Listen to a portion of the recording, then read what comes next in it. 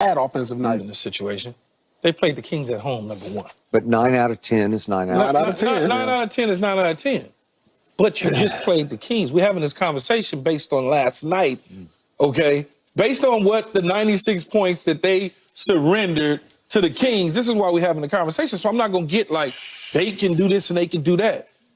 Well, they certainly have been playing well. There's no question about it. Kyrie and Luka together. Kyrie went crazy in the second half, in particular in the fourth quarter. When I looked up and saw him still in the game and they up by 20, I was like, come on, man.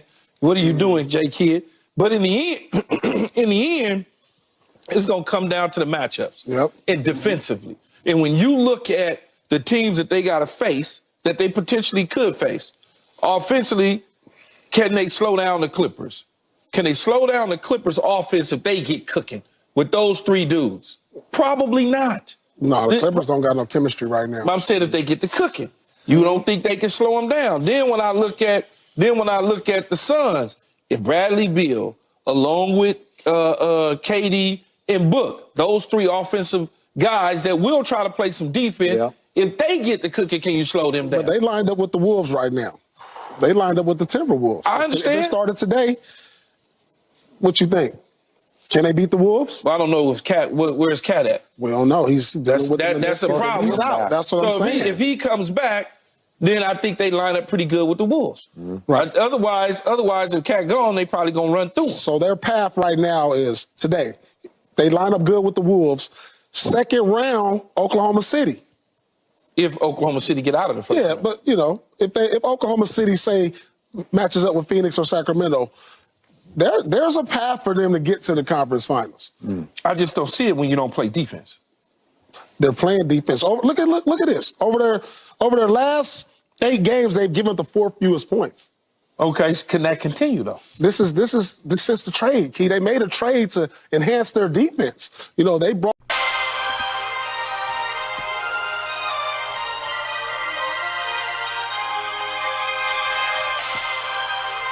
2023-2024 season. Let's get it. It's a great return. Playoff strikes back. We going live and tuned up to the max. Relle and King still spitting the facts. Wrapping it up with a little yard in the chat. Baltimore, Dallas, we still on the map. The others agree we don't know about that. We wrote the blueprints, don't know about that. And Nico, we trust that we know about that. MFF fail, that new roster. Cooking up with Curry, steak and Eliza. Hope your appetite for winning is hearty. Grubbing for the seat for the after game party. We never die, we live long and prosper. You ain't imagining we home like phosphorus. Lightning in the sky like Dr. Frankenstein, Luka and Kyrie. They really the monster. The rules of the game are the same. They on every platform, same name. At WTM, have your question on screen. Keep it courteous and keep it clean. And remember to share and like. Welcome Relle and King to the mic. Wherever, whenever you hear this pod. Ladies and gentlemen, this is a Glow Yard. Guess I forgot to do it, huh, King? Let's do it.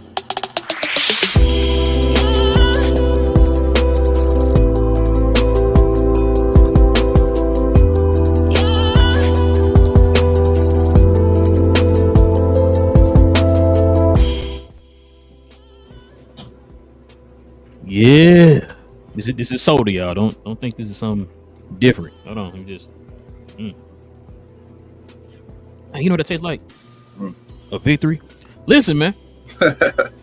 Y'all already know what time it is, man. Welcome, guys and ladies, to the post-game recap. We Talk Mavs, members only edition, guys. Y'all know how we do this every Friday.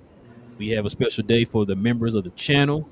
If we have games on Fridays, we normally have our post-game recap members-only shows where the members would join us here on the show. But listen, man, before we do all that, man, we definitely appreciate everybody rocking with your boys this late evening, guys, into the early morning for most of y'all on the East Coast.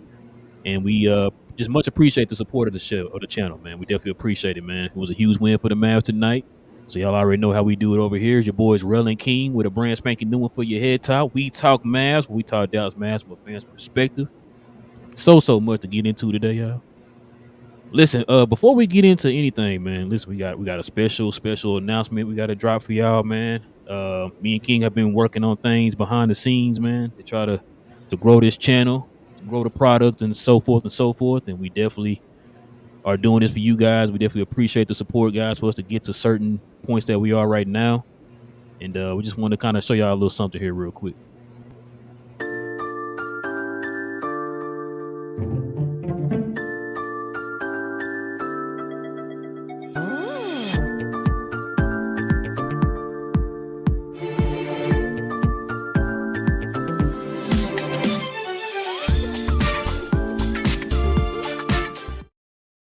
Yes, sir, guys. We got a brand new logo for the channel.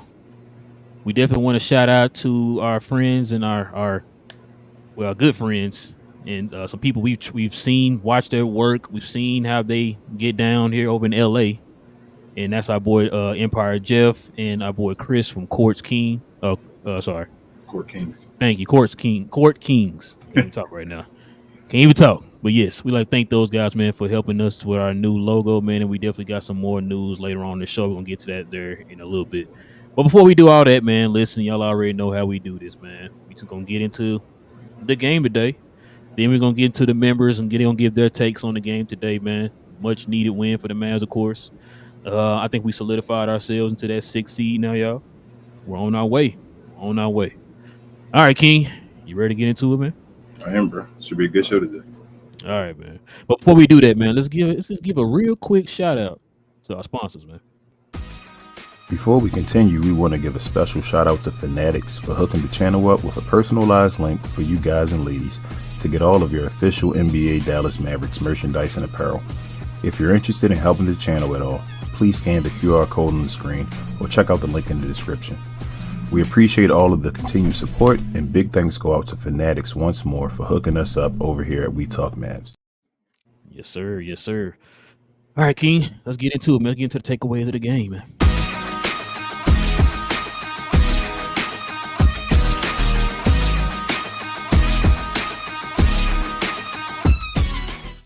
Yes, sir.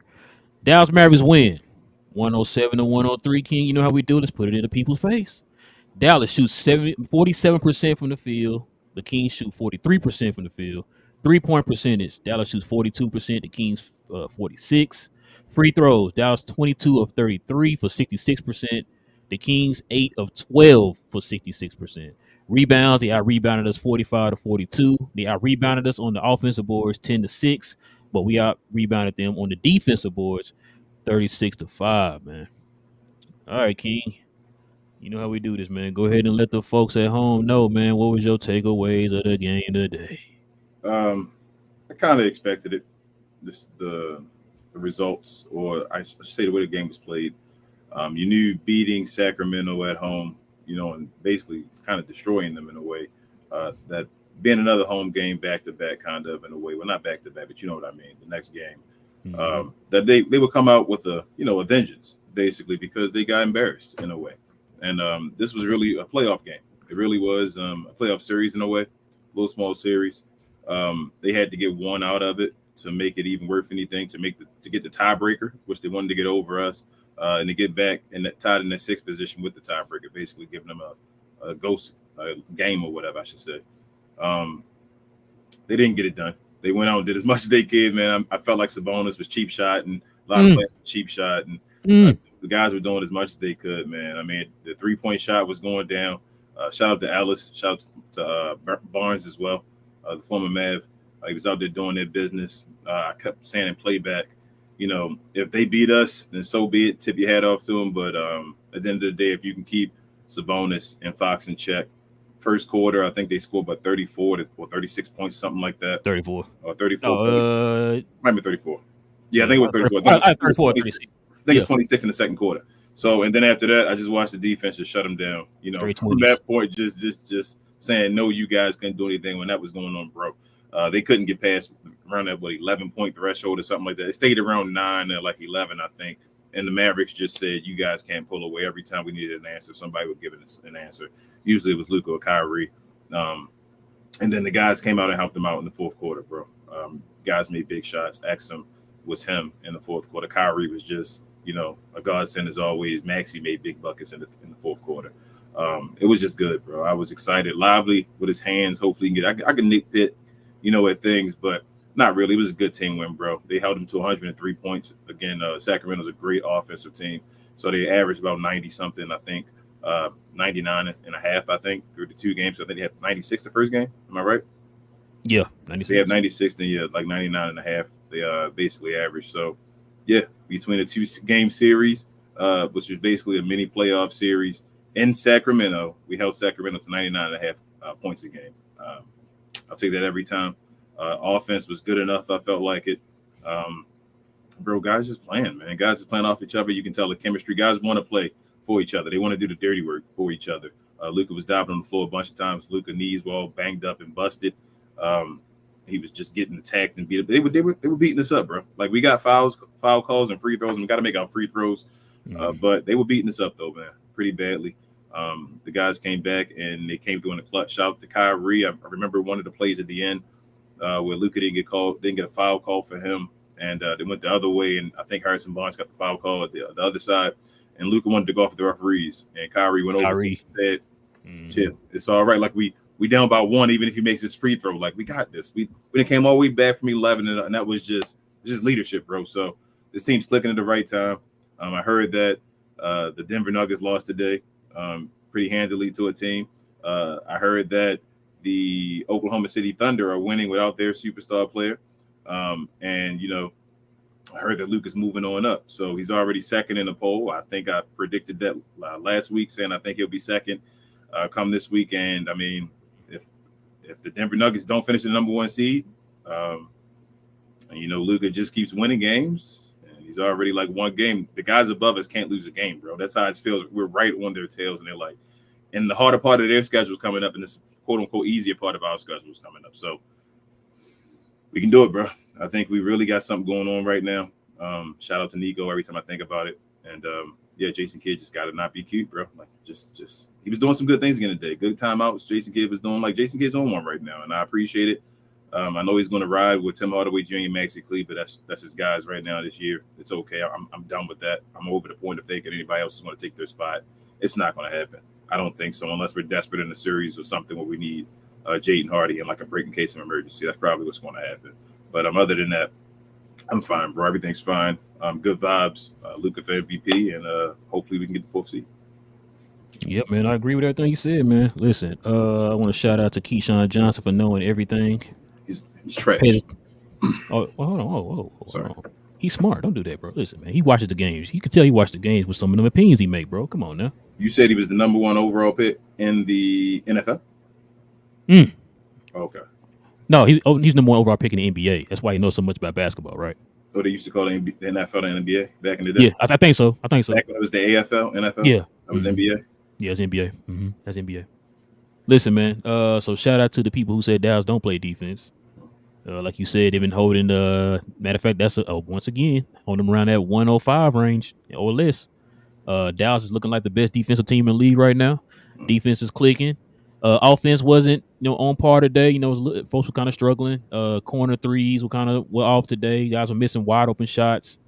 It got physical today. It's good to know that we can definitely play a physical game, bro. We got physical defenders down in the paint. Shout out to Gafford. Shout out to PJ.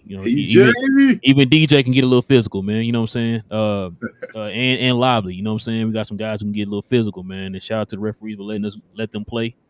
You know what I'm saying? Like you said, man, Luka out there, both legs bloody. So I don't want to ever hear nobody say Luka is not giving his all out there, bro. The dude could have been and sat out. You know what I'm saying? But he's out there playing, man, trying to help this team win. He did his thing today with his 12 assists. He kills me with that 1 rebound or 1 assist away from triple-double thing, man. But like, get your 1. But good. Hey, he did good today, man. Luka did good today. To say he's banged up, legs is out of there. You know what I'm saying? So shout out to him. Shout out to Kyrie, bro. This is why, if y'all been following us at any point in time, man, or for a while, I know our day one has been hearing us say this, man. We were talking about the fact, just give Luka a guy. And this is why we've been saying give Luka a guy, man. Games like this where Luka's banged up, he don't have to go out there and be the superhero every game, man. You got somebody else that can help carry, man. And so that shout out to Kyrie, man. Just picking up the slack, man, for Luka, knowing he was banged up. You know what I'm saying? Keeping the poise of the team. It's just this team right now is just clicking on all cylinders right now, man. I don't know what else to say about this team right now, King. It's just Jason Kidd's pressing all the right buttons. I know we talked about that on the last episode. I think this might have been Jason Kidd's perfect coach game, and for many reasons, right? Like, He didn't play Tim Hardaway in the fourth quarter. He, like you said, he could have went back to Tim Hardaway. You know how much he loved Tim Hardaway and all that stuff.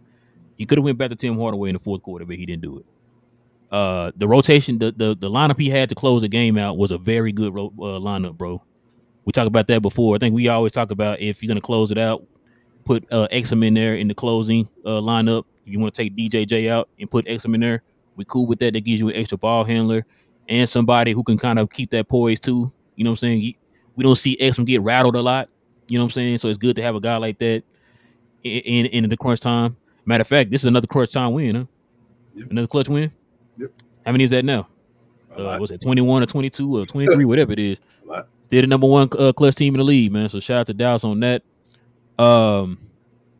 Like you said, Kleber hit some big shots today too. So shout out to Kleber. He played pretty solid defense too. Man, listen, bro. I'm gonna tell you right now. I'm trying not to be this guy. I'm trying not to dislike Sabonis. You know I like Sabonis. I've been wanting Sabonis on the team. Bro, them elbows, bro. Do you understand what I'm saying? The elbows. Shout out to Slightly, man. Slightly was doing a little skit, talk about his elbows and pushing and all that. This dude constantly pushing in the back. He's constantly throwing elbows. I was surprised they were calling those offensive fouls on him, bro. When he throw that little hip out there. Mm-hmm. Surprised they were calling that. Bro, now, the only thing I need them to call now, not only the elbows, they got to start calling the traveling, bro. Traveling, pushing the bag, too. Yes, yeah, that's what, yeah. You get a bunch of rebounds for a reason. Yeah. The way you get rebounds. Matter of fact, one of them plays, Gafford went up and then went forward because he got pushed in the back, and then what's the name got it right there in the middle of the paint. Yep. So I'm just like, bro, like, can we call that? You know what I'm saying? Like, but it is what it is, man. Shout out to Ben though. Ben on Playback said, yeah, I heard him. He said, see, I thought I wasn't in there. I was in there, bro. I was listening. I was just trying to get stuff up for the show, man. Sabonis is now his least favorite. He dislikes said he don't dislike Jason Tatum the person.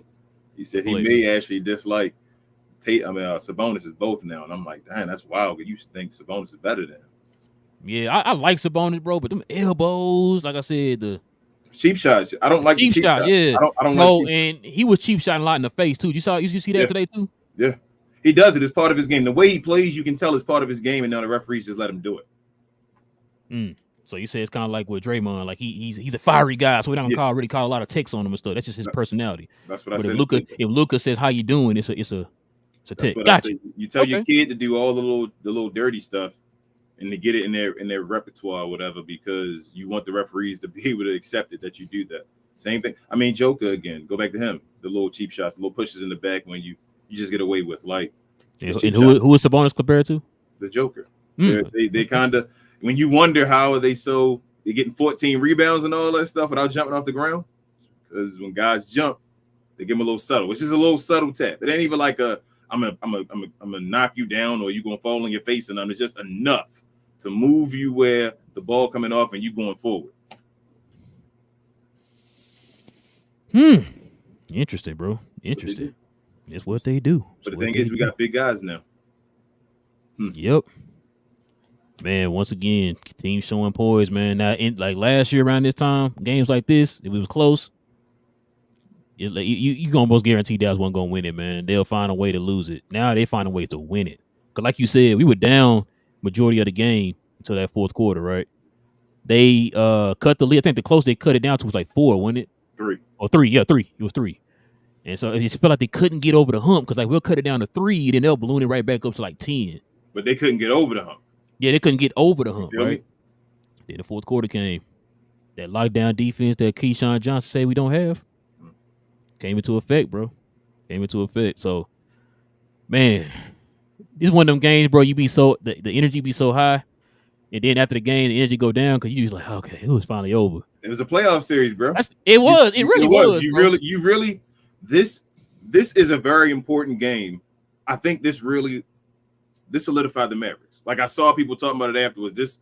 This right here, you see shout out to Tim Legler talking about this game. Really, screw the first game. You won that first game, but if you a good team, you don't just settle and say, oh, okay, I got one game. You want to beat them so it's done and tell them this is over. You guys can't beat it. So let me ask you this: if we play Sacramento in the playoff series, you worry about them? I told you I'm not worried about nobody. I keep telling you. You think it'll go 7? No, sir. I say 5 at the most. If close to 7, I say 6. If I don't even think 6. I think 5 at the most. I think they'll try their hardest. The way we beat them, bro, we took their heart away. We played both of these games in Sacramento. Remember, bro, they played their best game today, hitting everything. It felt like, bro. This was in both of these games were in Sacramento. They were not in Dallas. They didn't play the new team in Dallas. They played both of these games in Sacramento. That's it. Like, I'm not, bro. I done told you, like. So I'm trying to make sure I'm getting this right. The teams that we played above us, right? They played the new team. We beat this new team. We beat them. Mm-hmm. We didn't play Minnesota. Not yet with this team.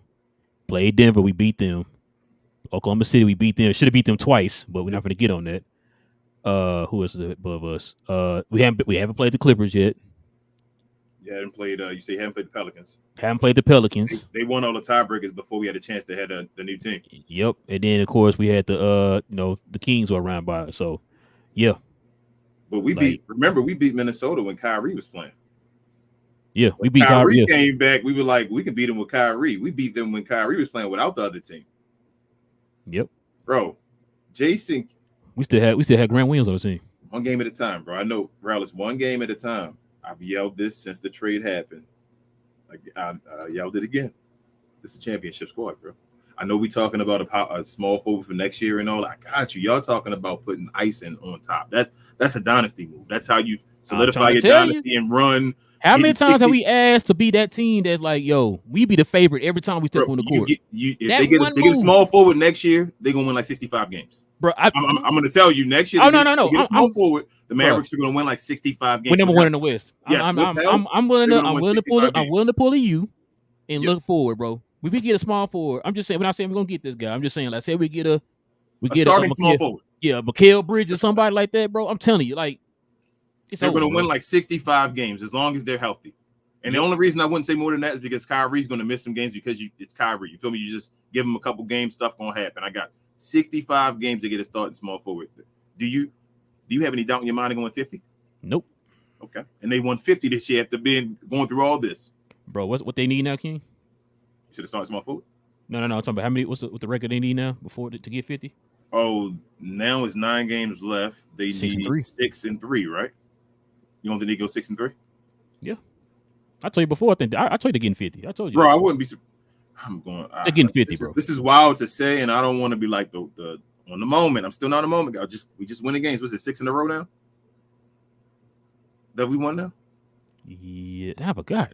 I think it might be 6 in a row. Bro, I feel like we won so many games. I forgot. We just keep winning. Yeah, that's what I'm saying. Like, we've won the last 10. Luka Doncic just played. Yeah, we're 6 in a row. I think it's 6 in a row.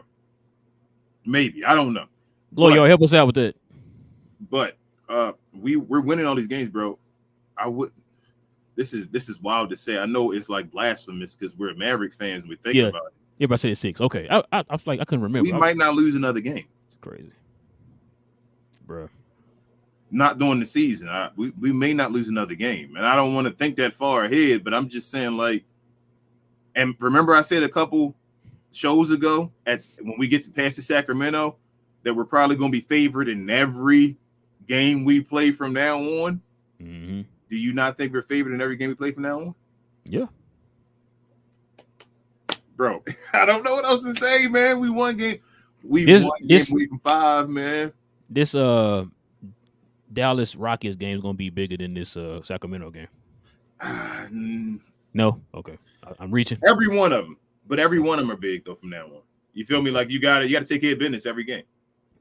That's how I feel like you got to take care of business every game. So every one of them, we're in the playoffs. Our playoffs started that first Sacramento Kings game. That was the playoffs we started. And really, the reason why I still want to play it out and just go win as many games as possible, because I'm glad we're not, like I said, we're not in the play, and that's awesome. We get that week off. Yep, I told you. That week off is going to be crazy. It's going to be incredible having that week off at this point. Like, just go, run the gauntlet, finish it off, and then get that week off. And I think we got it. Bro, Jason Kidd don't know. He know what he got now. I don't know what's going on with Jason Kidd. I don't want to give him too much kudos. He's playing for that extension and all that, bro. But at least this year with him playing for something, he was calling timeouts at the perfect time today, bro. I don't know what's going on with Jason Kidd. It's like I said, a bunch of games in a row. I'm like, oh, okay, kid. 10-point time. Timeout. Oh, okay, they went on a run again. We got it down to 3. They went back up to 6 or 7. Timeout. I said, okay, Jason Kidd, I see you. So I don't know, bro. Right now, I will say this though. I will give credit where credit is due. I was never a fan of Mike Brown. I take Jason Kidd over Mike Brown. Yeah, you said that before. I told you, I don't know why he got credit for being a part of Steve Kerr's like crew or whatever on the Golden State Warriors. I remember Mike Brown with LeBron James. Yeah. So I've never been a fan of Mike Brown. I take Jason Kidd over Mike Brown. I think this series proved it too. Hey, there was a couple of times Mike Brown should have challenged some calls. I was kind of glad he did. Yeah, and he challenged the foolish one. Then he challenged the wrong one. I'm just like, and Alice should have. Okay. Ellis should have been a team player right there, bro. He's supposed to told his coach, "Nah, man, not in that situation to challenge." If I bro, you know how players are. Everywhere one of them, oh, challenge. They could have tackled the dude, clipped him, elbowed him in the face, no way and be like, "No, challenge that." Like, bro, you elbowed the guy, pushed him, kicked him. There is no way you didn't on the sideline, bro. You fouled him, bro. He straight smacked him on his arm. I'm like, you didn't know you did that? I would have said. That's what I'm saying. Like, bro, don't do that. You know how many players do that? Like, oh, challenge it, bro. You hit the guy's arm. No, I know I didn't challenge it. Like, come on, bro. Gotta be smart with that one. Then they usually got that guy in the back that tells you yes or no on the challenge, right? You listening like you didn't. I don't know how they saw that play on the screen. Mike Brown was looking on the screen. He saw it and then still said challenge it. And I'm like, what? You challenged that call? Hey, he could have been like Oklahoma City coach and had time to decide if he wanted to challenge. Shout out to Jason Kidd with the awesome challenge. We'll spend 30 minutes on the side looking at it and then come back and let us know if you want to challenge it. Shout out holding the ball and being like, you want to challenge? Do you want to challenge? But shout out to go over there and talk about it and then come back and let us know. Shout out to Jason Kidd for challenging that block, though, that clean block by Gafford. By Gafford, yep. Shout out to him, bro. Let's see. Gafford had 2 blocks. I thought Lobby had 2 blocks too. Okay, he had 1. That's good enough. Yeah, man. We got centers, King. Did you know that? You know we had centers? I was told we didn't. I bet you didn't know we had centers, bro. I was told we didn't, man. I was told every team was bigger than us and we had to worry about every team. It looked like every team we playing just looked a little too small, man. Hey, shout out to Greg Anthony, man. Shout out to Greg Anthony, man. But yeah, man. You got anything else, man? You want to add, man? Shout out to Keyshawn Johnson. Please do not allow him to talk basketball. You know what though? I like Paul Pierce on that show. I know Paul Pierce be wild and be drinking and all that stuff, doing it, partying, but I like Paul Pierce on that show.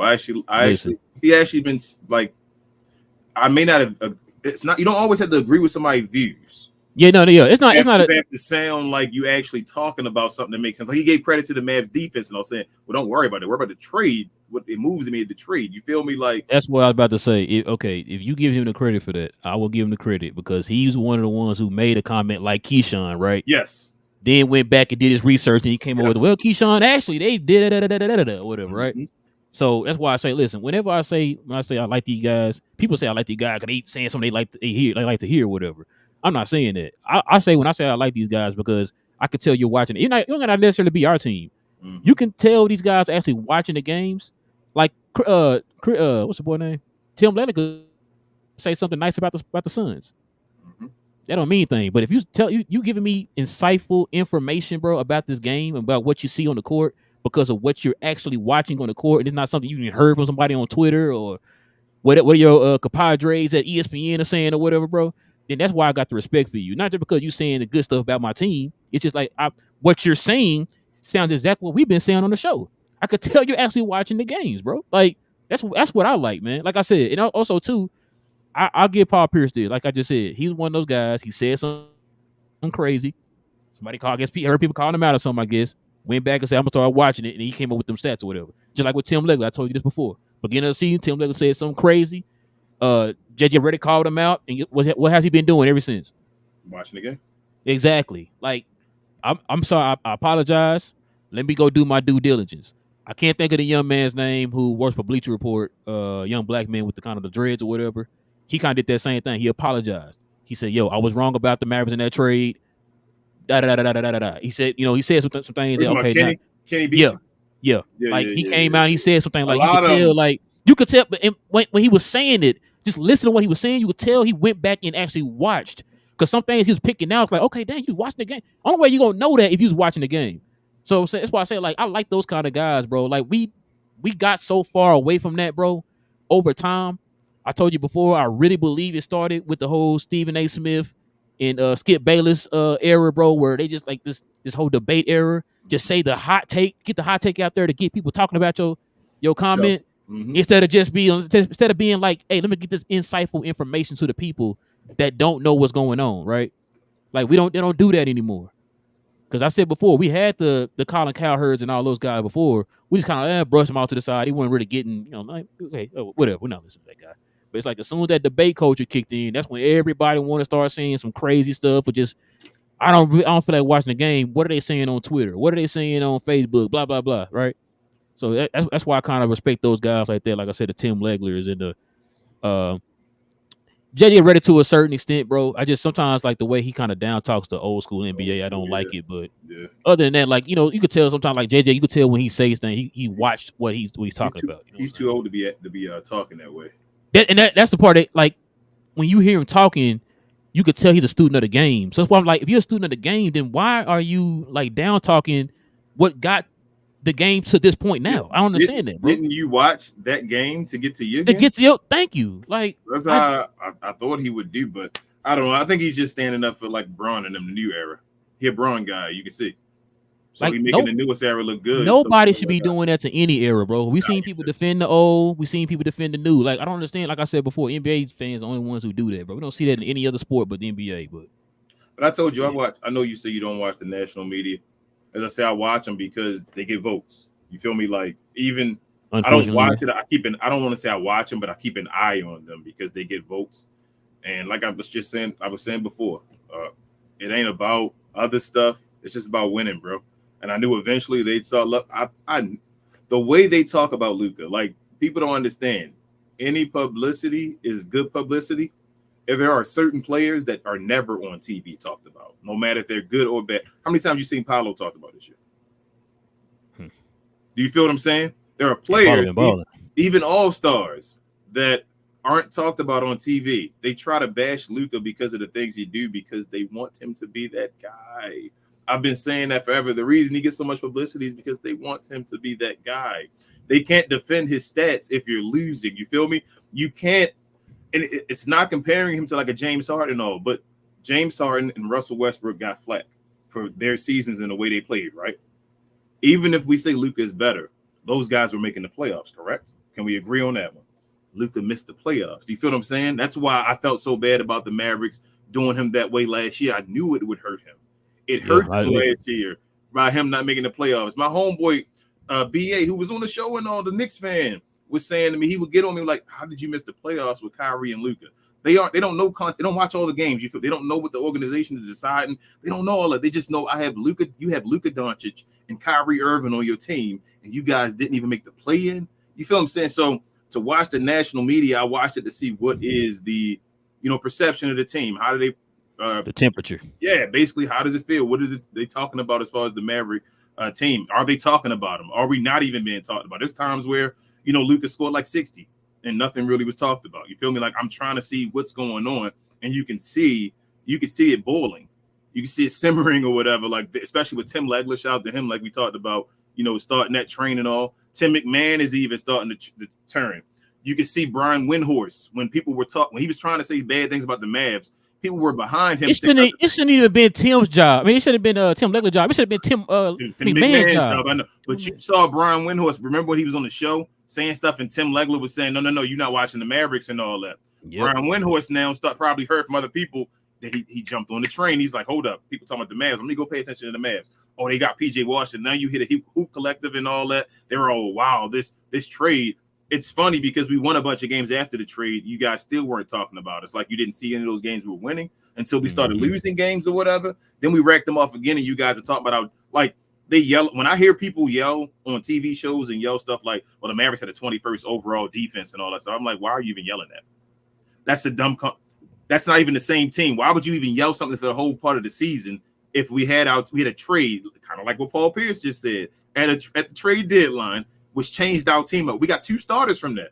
Yep. 2 starters from the trade deadline. You go from that point on to what's happening right now. They've been winning games and have been awesome on offense and defense.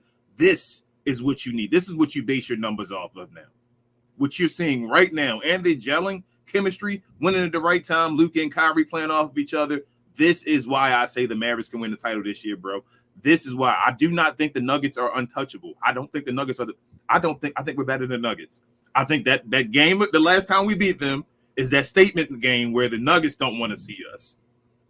I'm trying to let y'all know, bro. The way the people are talking, even like I said, Brian, everywhere you click, they're talking. All the analysts are saying, or the reporters are saying, they're talking about everybody has played the Mavericks. They're seeing the Mavericks.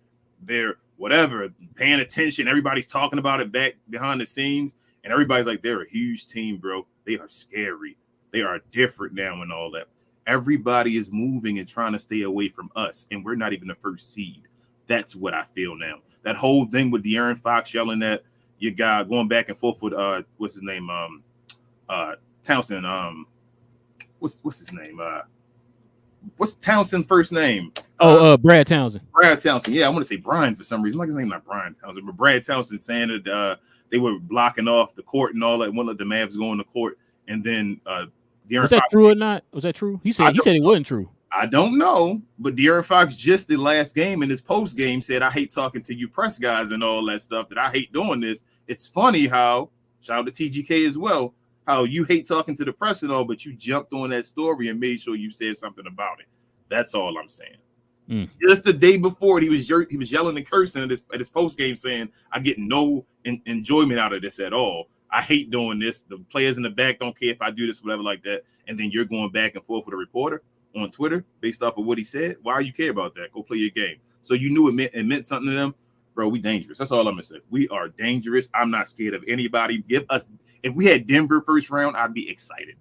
That's how I feel right now. We had Denver first round and we in, and I'm like, you know what? Let's go. I'm like, throw the ball up. Let's go, Denver. Let's see if you can compete with us. I'm ready, bro.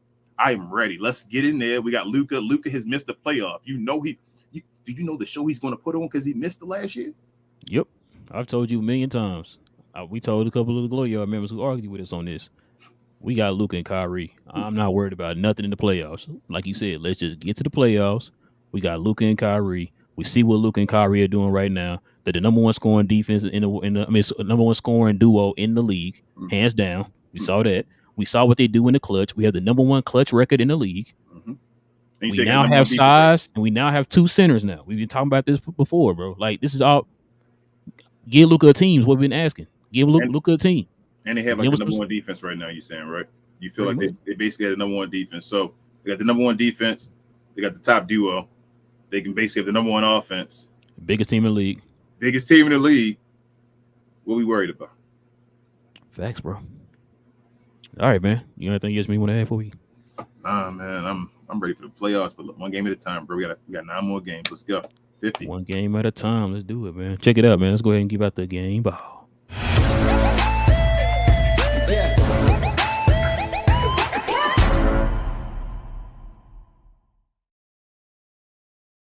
All right, King. Give me the game ball too, man. Uncle Drew. I was thinking about Exum. Because Exum was him in the fourth quarter and all. He was making some huge plays and all. But I'm give it to Uncle Drew, man. Uncle Drew was that dude, bro. Like, this is why at times I can't believe we have Kyrie Irving. Just to have him in situations like this when Luka can, just kind of play off of somebody when he's kind of banged up. So that was awesome, man. Against a playoff team. And Luka was facilitating his butt off, man, in the fourth quarter, man. Shout out to Luka, man. King, I'm gonna change it up on you today. You're gonna be surprised what I'm about to say. Tim Hardaway Jr.? Nope. No.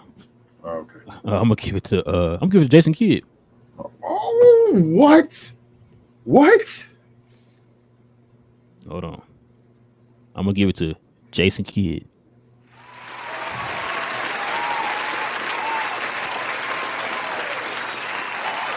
Thank you.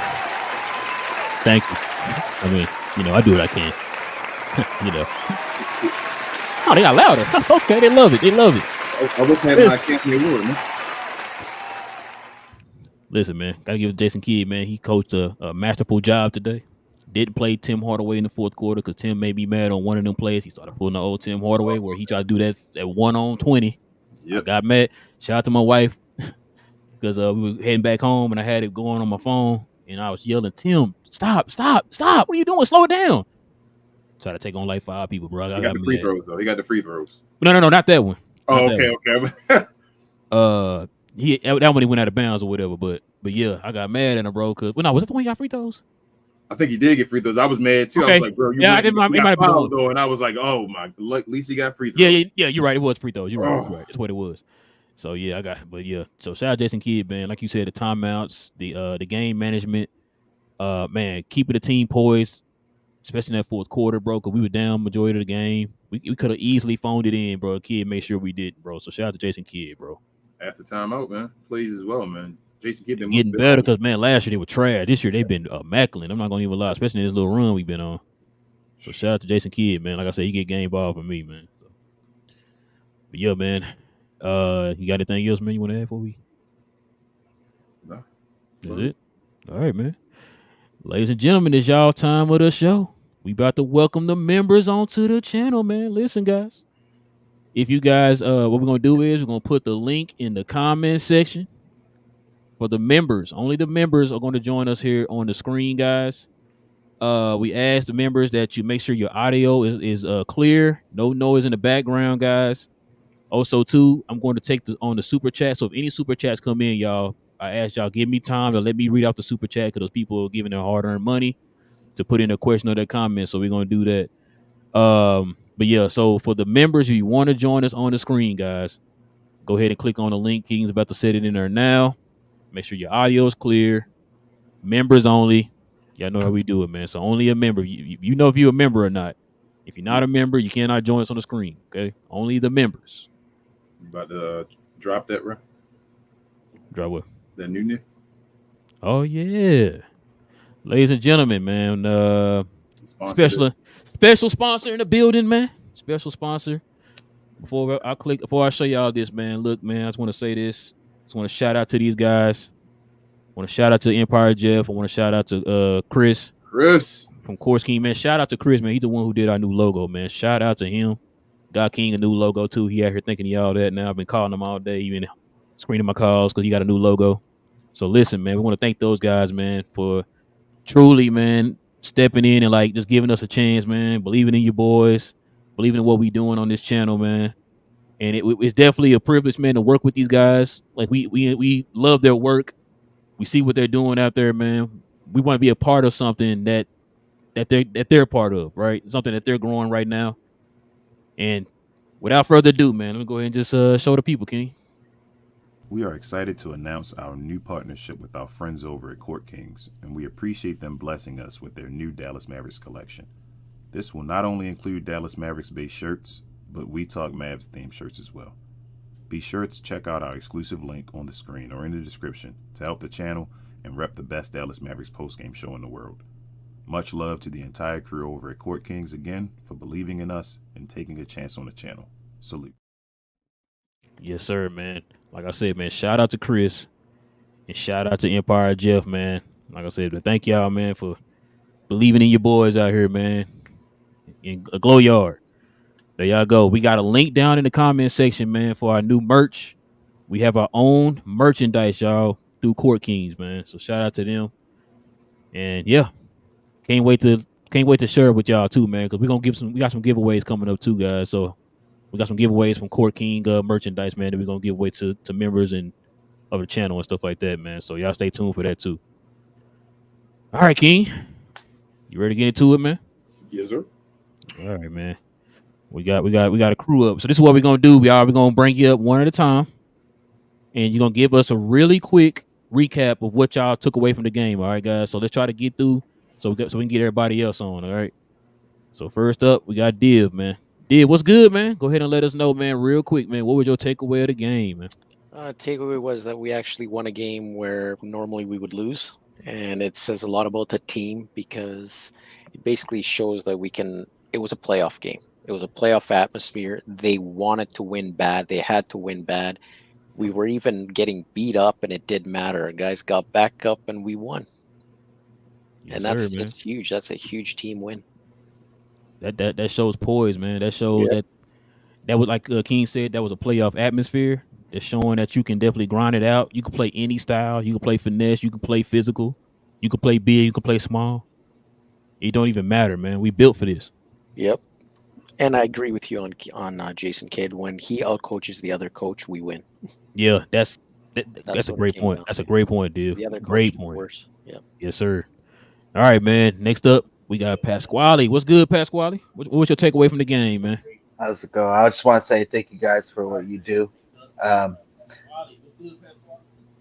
uh, uh, You first, mute your sorry. TV, Pascal. Somebody. It's just you. Yeah, sorry. It's my You good. TV. You good. I heard it. I'm putting it down. All right. First of all, yeah, I agree with Div. They play very physical, and we just bounced back from that. I mean, Luka was bleeding from his knees. We were laughing about that. It's not really funny, but we were laughing about that through the game, and he came through. But I also want to just get off from the game. Just that I agree with you, King. With the Nuggets win, Jokic told us that we're too big for them. So a matchup with them is amazing. And then Relle, I agree with you too. This Houston Rocket game is very important. I think they're on a tear right now, and it's going to shake up the West. How they're going? They're in a 10-game win streak. It's 11. going to shake up the playoffs. And so I totally agree with Rel that this Houston Rocket game is really important. How it's just the playoffs are going to shake up as we go forward. Yeah. All right, man. Let's get to the man of the hour right here, the OG of all Mav content, Married Man Any. What up, Any? You keep making me feel old every time you call me OG. But first of all, I have to say I have a newfound respect for King and all you East Coast Mavs fans. This is insane. It's 2:00. I tried to tell you, Andy, man. On the dot. It's 2:00. I haven't moved yet. My life has been a whirlwind, but I ain't got nothing planned tomorrow, so I decided, hey, might as well come home, enjoy the game, or talk about the game after that exciting stuff. But yeah, it was fun, man. It's fun. Pre trade deadline, Mavs wouldn't have won that game, and it was to a point. I'm to a point where I haven't even fully calibrated my mind to how good this team is, because I'm watching this game, and when I've watched the Mavericks for a long time, and I've been analyzing, in real time for a long time, I can almost sense games that they're going to win regardless of what the scoreboard says at the time. Mm-hmm. And it felt like that was a game that they were supposed to lose before. And I'm 100% sure that before the trade deadline, that team would have lost. But this is a different team now. So it was fun. It was good watching us fight back, fight through adversity, even when it felt like shots weren't falling. But then Kyrie, it still boggles my mind that we have Kyrie Irving on this team, and he's doing what he's doing. But good. Thank God for him. And vomit on Kyrie too. Anyway, Yes, sir. All right, man. Let's go ahead and get into Joe. What's good, Joe, man? What was your takeaway from the game, man? Oh, gentlemen, so good to talk to y'all tonight. I listened to the press conference at the end of after the game, and the first thing Mike Brown did was cost himself a bunch of money and question the officiating. He brought up that there was a 20 free throw disparity between the Mavs and the Kings. And then said that he talked to him about it and said, "Oh yeah, we're calling touch fouls for them." I mean, it's just absolutely preposterous. I mean, there was a game probably 15, 20 years ago where like the Mavs shot like 50 free throws against the Spurs, and Popovich was complaining that the referees were ruining the game of basketball, how they were calling that. And quite frankly, honestly, I mean, the Mavs should have shot 20 more free throws than what they did. I mean, I hate when you win, you can complain about officiating, right? When you lose, you can't, because you just sound like you're a whiny little B word. But quite frankly, the officiating was atrocious tonight. There were several instances where the Mavericks, in particular Luka and Kyrie, guys dribbling the ball, just got absolutely destroyed, and which led to turnovers and points, and nothing was called. So I just thought that was completely chicken-ish of Mike Brown. I thought it was beneath him to make those claims, and quite frankly, you know, the Mavs have always been save and accept, and Rel, you can attest to this fact as well.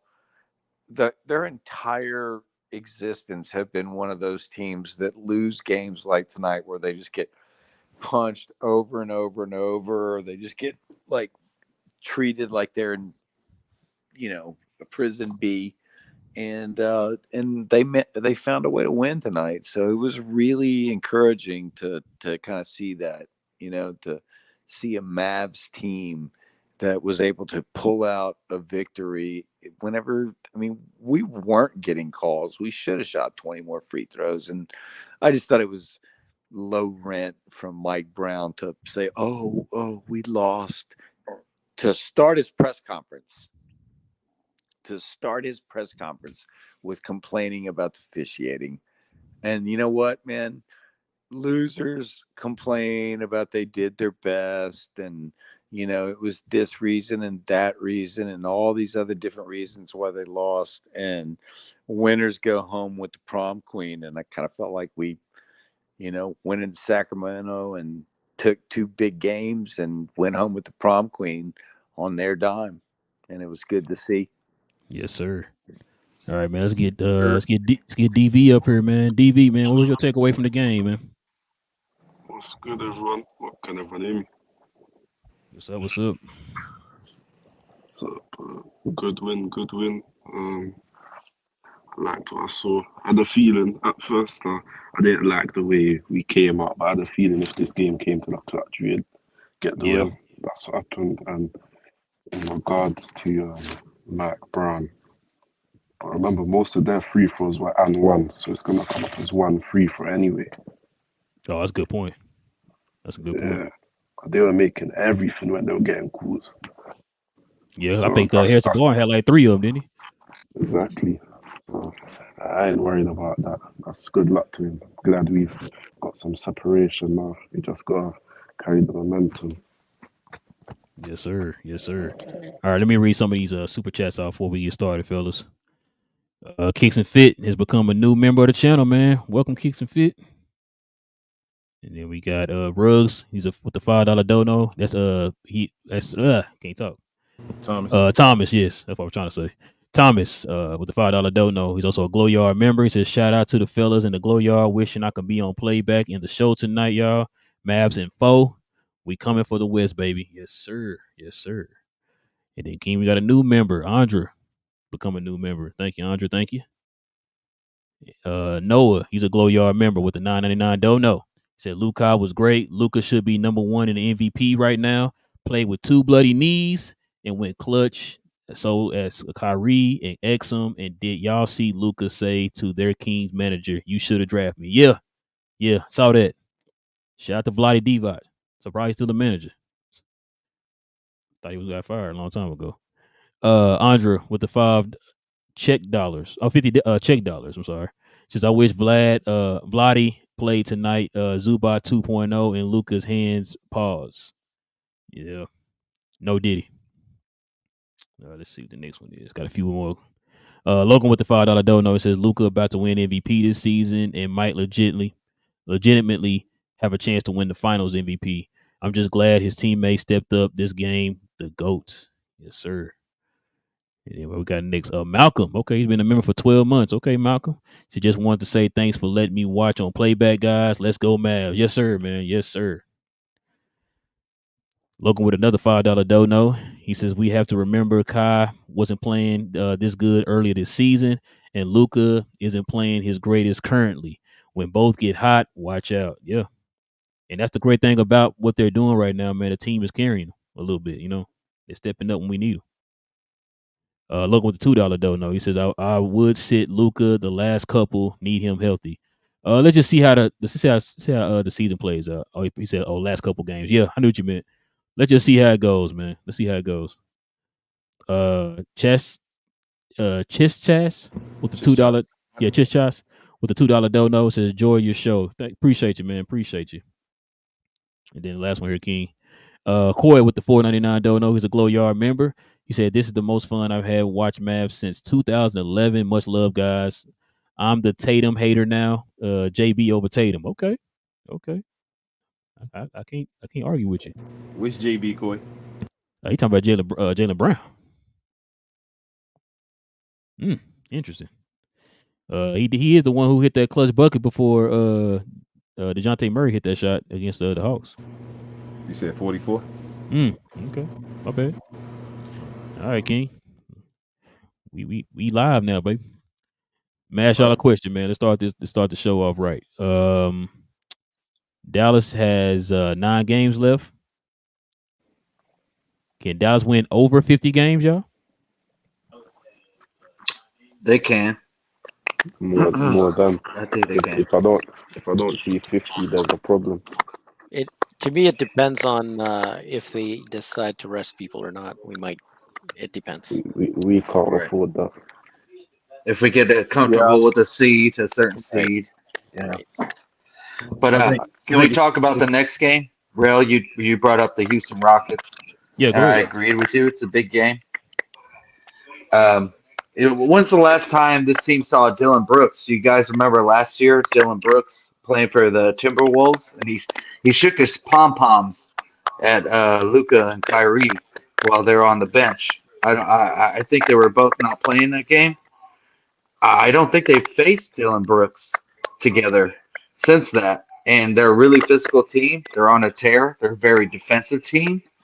So I wonder, coming off this very physical game, what it's going to be like playing against a guy that literally was. I don't know if y'all remember that last season. I don't forget it, that Dylan Brooks was dancing around the court, shaking his pom-poms as the Houston Rockets beat us down the stretch. And, we didn't make the playoffs. So just wanted to bring that up. Hey, man, I think you're mixing concepts because Dylan Brooks wasn't on the Houston Rockets last year. No, I said Timberwolves. Okay, well, we're still mixing concepts because he was with Memphis Grizzlies. Oh, Grizzlies. Sorry, my bad. He was with the Grizzlies, but same thing. I don't know if y'all remember the last time these two guys saw Dylan Brooks. I don't know if they forgot that or not. And he's playing with a real physical team. He was shaking pomp. I don't know if y'all remember that when he was cooking the Mavericks in that loss to the Grizzlies late last year. Nah, I remember it. I don't recall that. You remember last year when we were losing? And No, Dylan sir. Brooks. Oh, okay, sorry. Yeah, I just don't even give two single craps about what Dylan Brooks does with his little antics or anything like that. Right. You just go out there and you play hard and you win 50-50 balls and you don't get people going over your back for rebounds and all that stuff kind of takes care of itself. We absolutely. I just want. I wish Relle would kind of speak to this. This is not a game that the Mavs have won in their 50 years of existence before. They just don't win these type of games. And for them to win this game, I don't want to attribute too much value to any one victory because it's a little bit silly to do that. But I'm telling you that this is a different team.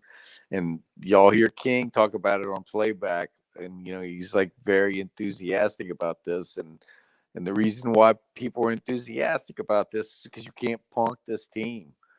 And they got beat up tonight. They absolutely got horrible calls. And they managed to scrape out a victory. And we talk about this all the time, man. Good teams find a way to win. And bad teams find a way to lose, and there's a bunch of people in the middle that sometimes they win, sometimes they lose, but we're finding ways to win games, and we can't hit the broadside of the barn some nights. So it's very encouraging. Oh, dang! The Pelicans play Boston tomorrow. Yeah, man, but Yep. I don't even think that's a certain win the way Boston playing right I know. I'm hoping Boston can snap out of it. I can't believe I'm rooting for Boston, but I hope Boston can snap out of it. And we was counting on Orlando today. Well, Orlando, yeah, today, but then yesterday down. it was who was it again? The Bucks. We counted on the Bucks, and the Bucks looked like they were trash, man. That offense just looks stagnant. Yep. Just They like don't they look the couldn't. They don't look the same at all, man. Not at all. Have y'all noticed that there's like a lot of teams that are kind of in this playoff mix that you watch them play, especially since we need them to win, and they just don't have the floor general point guard play, and so they are disorganized as hell at the end of games where you're just like, good grief, man, do y'all have anybody with common sense playing? Yeah, you must have watched that Orlando game today. I watched Orlando. I watched Philly the other night with on Playback. I mean, oh my gosh. Yeah, we've been scoreboard watching on Playback.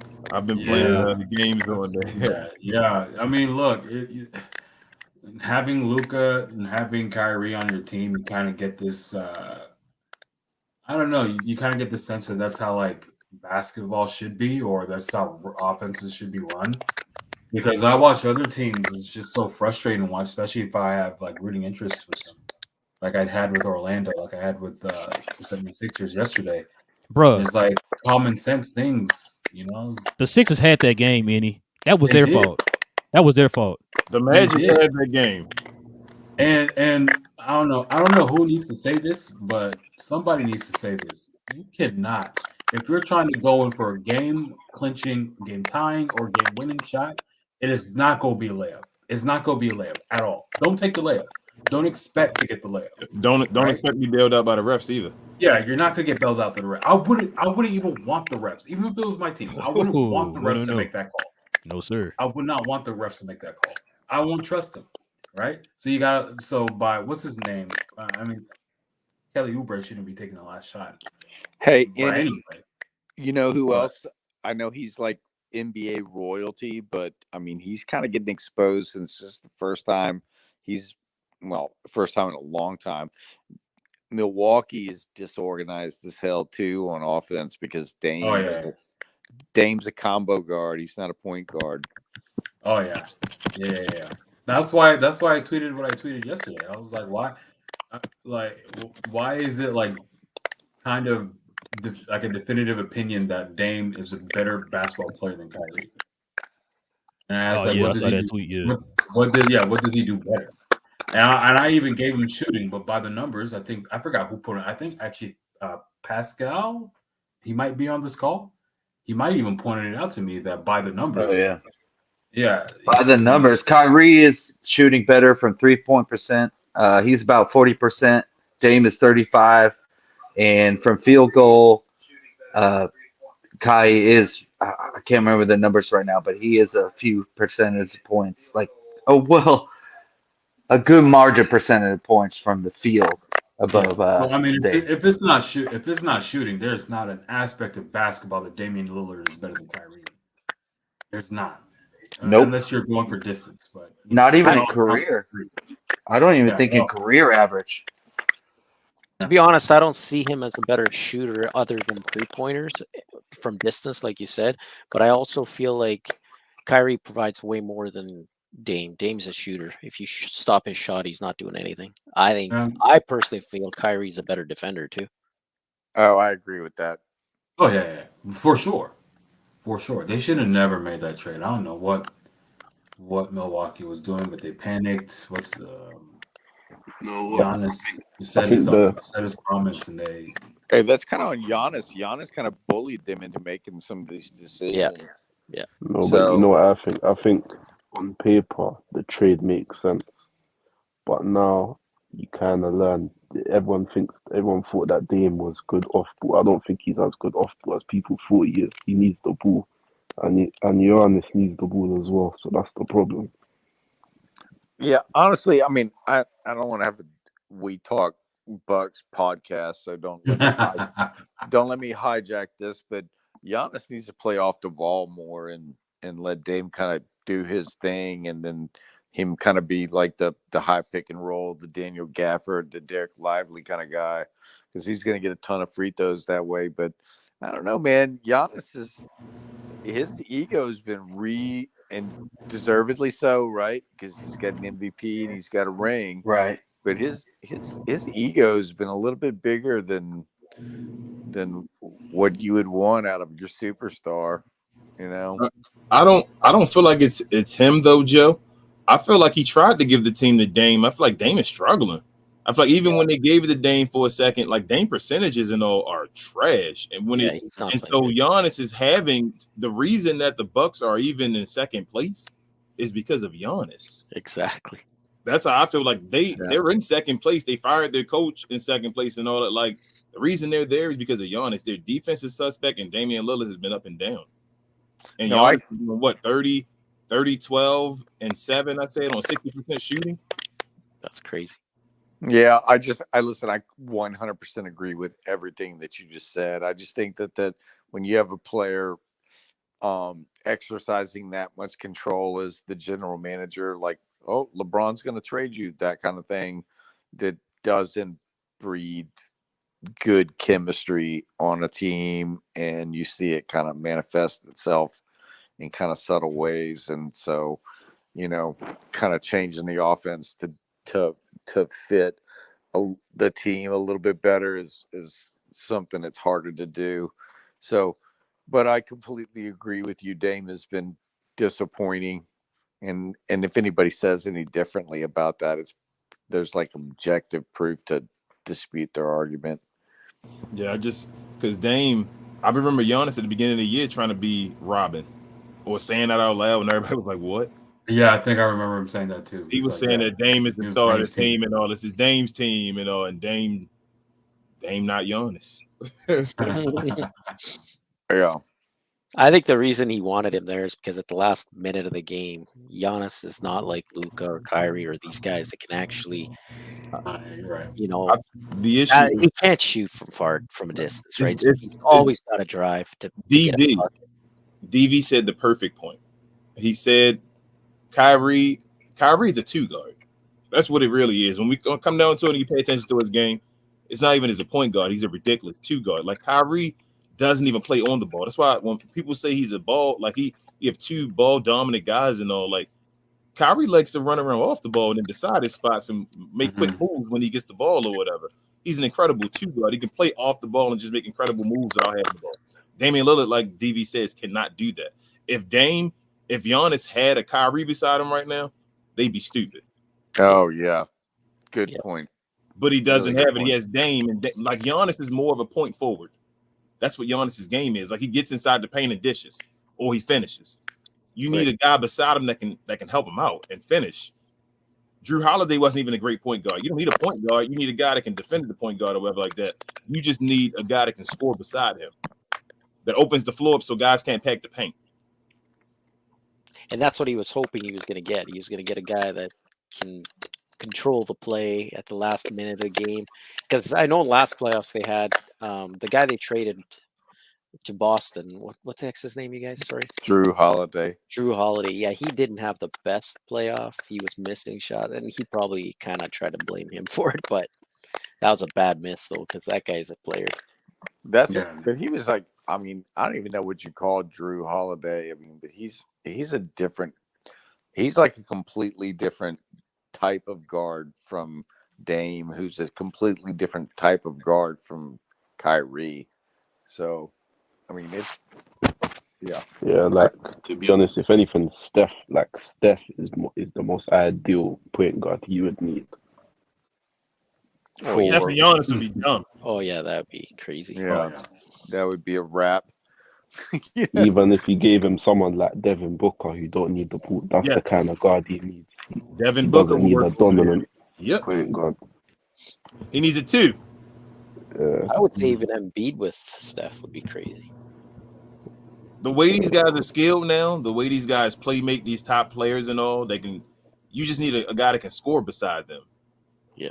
And then 3-and-D guys that can hold the ball and dribble and shoot and play defense. Like most of these top guys do playmaking themselves. You feel me? So if you get a guy beside him that can also playmake a little bit but shoot the ball and stop guys from pack, like I said, if you had Kyrie beside Giannis, you wouldn't be able to pack the paint anymore because he could pass the ball to Kyrie Irving wide open.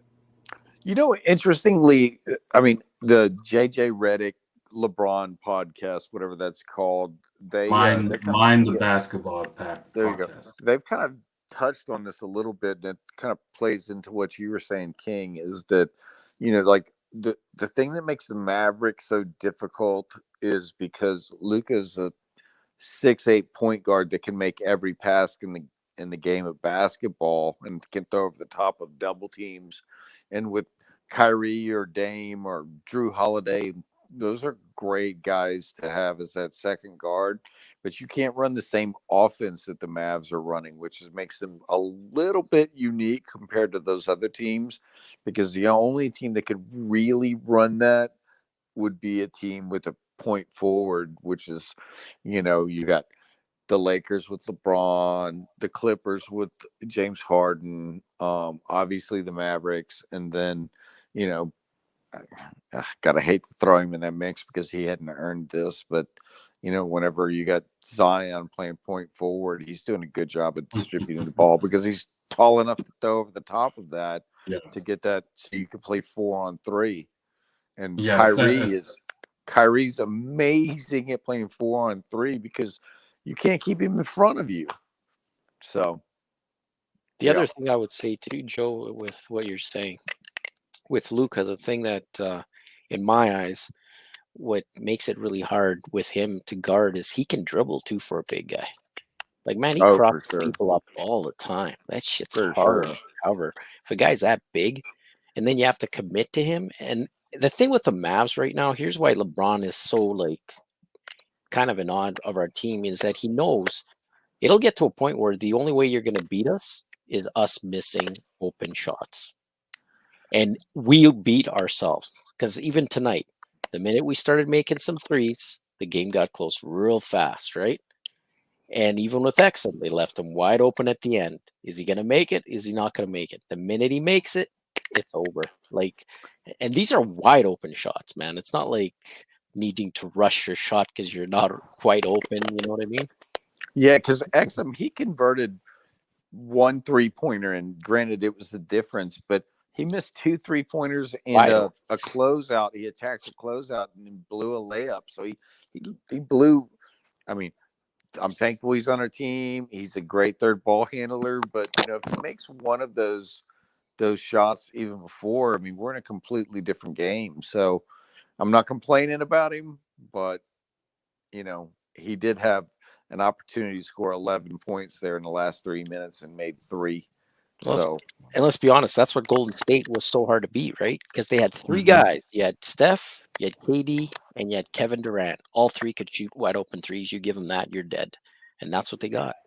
Right. And you had guys that usually would carry the ball, play off the ball. Like I feel like Exum could carry the ball up and have Luka and Kyrie play off the ball, which Luka doesn't do a lot, but we've been seeing a lot of it. But this game, we all got frustrated when Luka was bringing up the ball, and we're like, Luka should not be bringing up the ball right now. It should be Kyrie or somebody else. I mean, exactly. Especially when he's limping. Yeah, I mean, we were talking about in playback. We're like, oh my god, why is Luka bringing up the ball? Because they were picking him up 75 feet, and he was dragging his leg behind him the whole time. Yeah. I mean, I get it. Exum is the next factor for that reason. He could bring up the ball for us. I get why Luka wants to bring it up, because he's hoping they'll double team and then he'll make the pass and it's a 4-on-3. I mean, I get it. I know why they're doing it, but to me, it's maybe save that for a little bit later, not right in the beginning of the middle of the game. I just don't want him to. He's always injured and limping. It's dude, take a break. I just don't want him to exclusively be a decoy in the last 3 minutes of a game, because he's not even because he's injured, because he brings the ball up and they blitz him and then they get the ball out of his hands. And I understand why they want to do that. And then they put it in other people's hands. But if they gave the ball, had somebody else bring the ball up and then let Luka go generate offense in the pivot, or in the post. I mean, in the post. I think that just gives us a different look, that we're not scrambling okay, this game is going to come down to one of our role players hitting a 3. I mean, I don't like that. I like to dictate more than I like to be dictated to.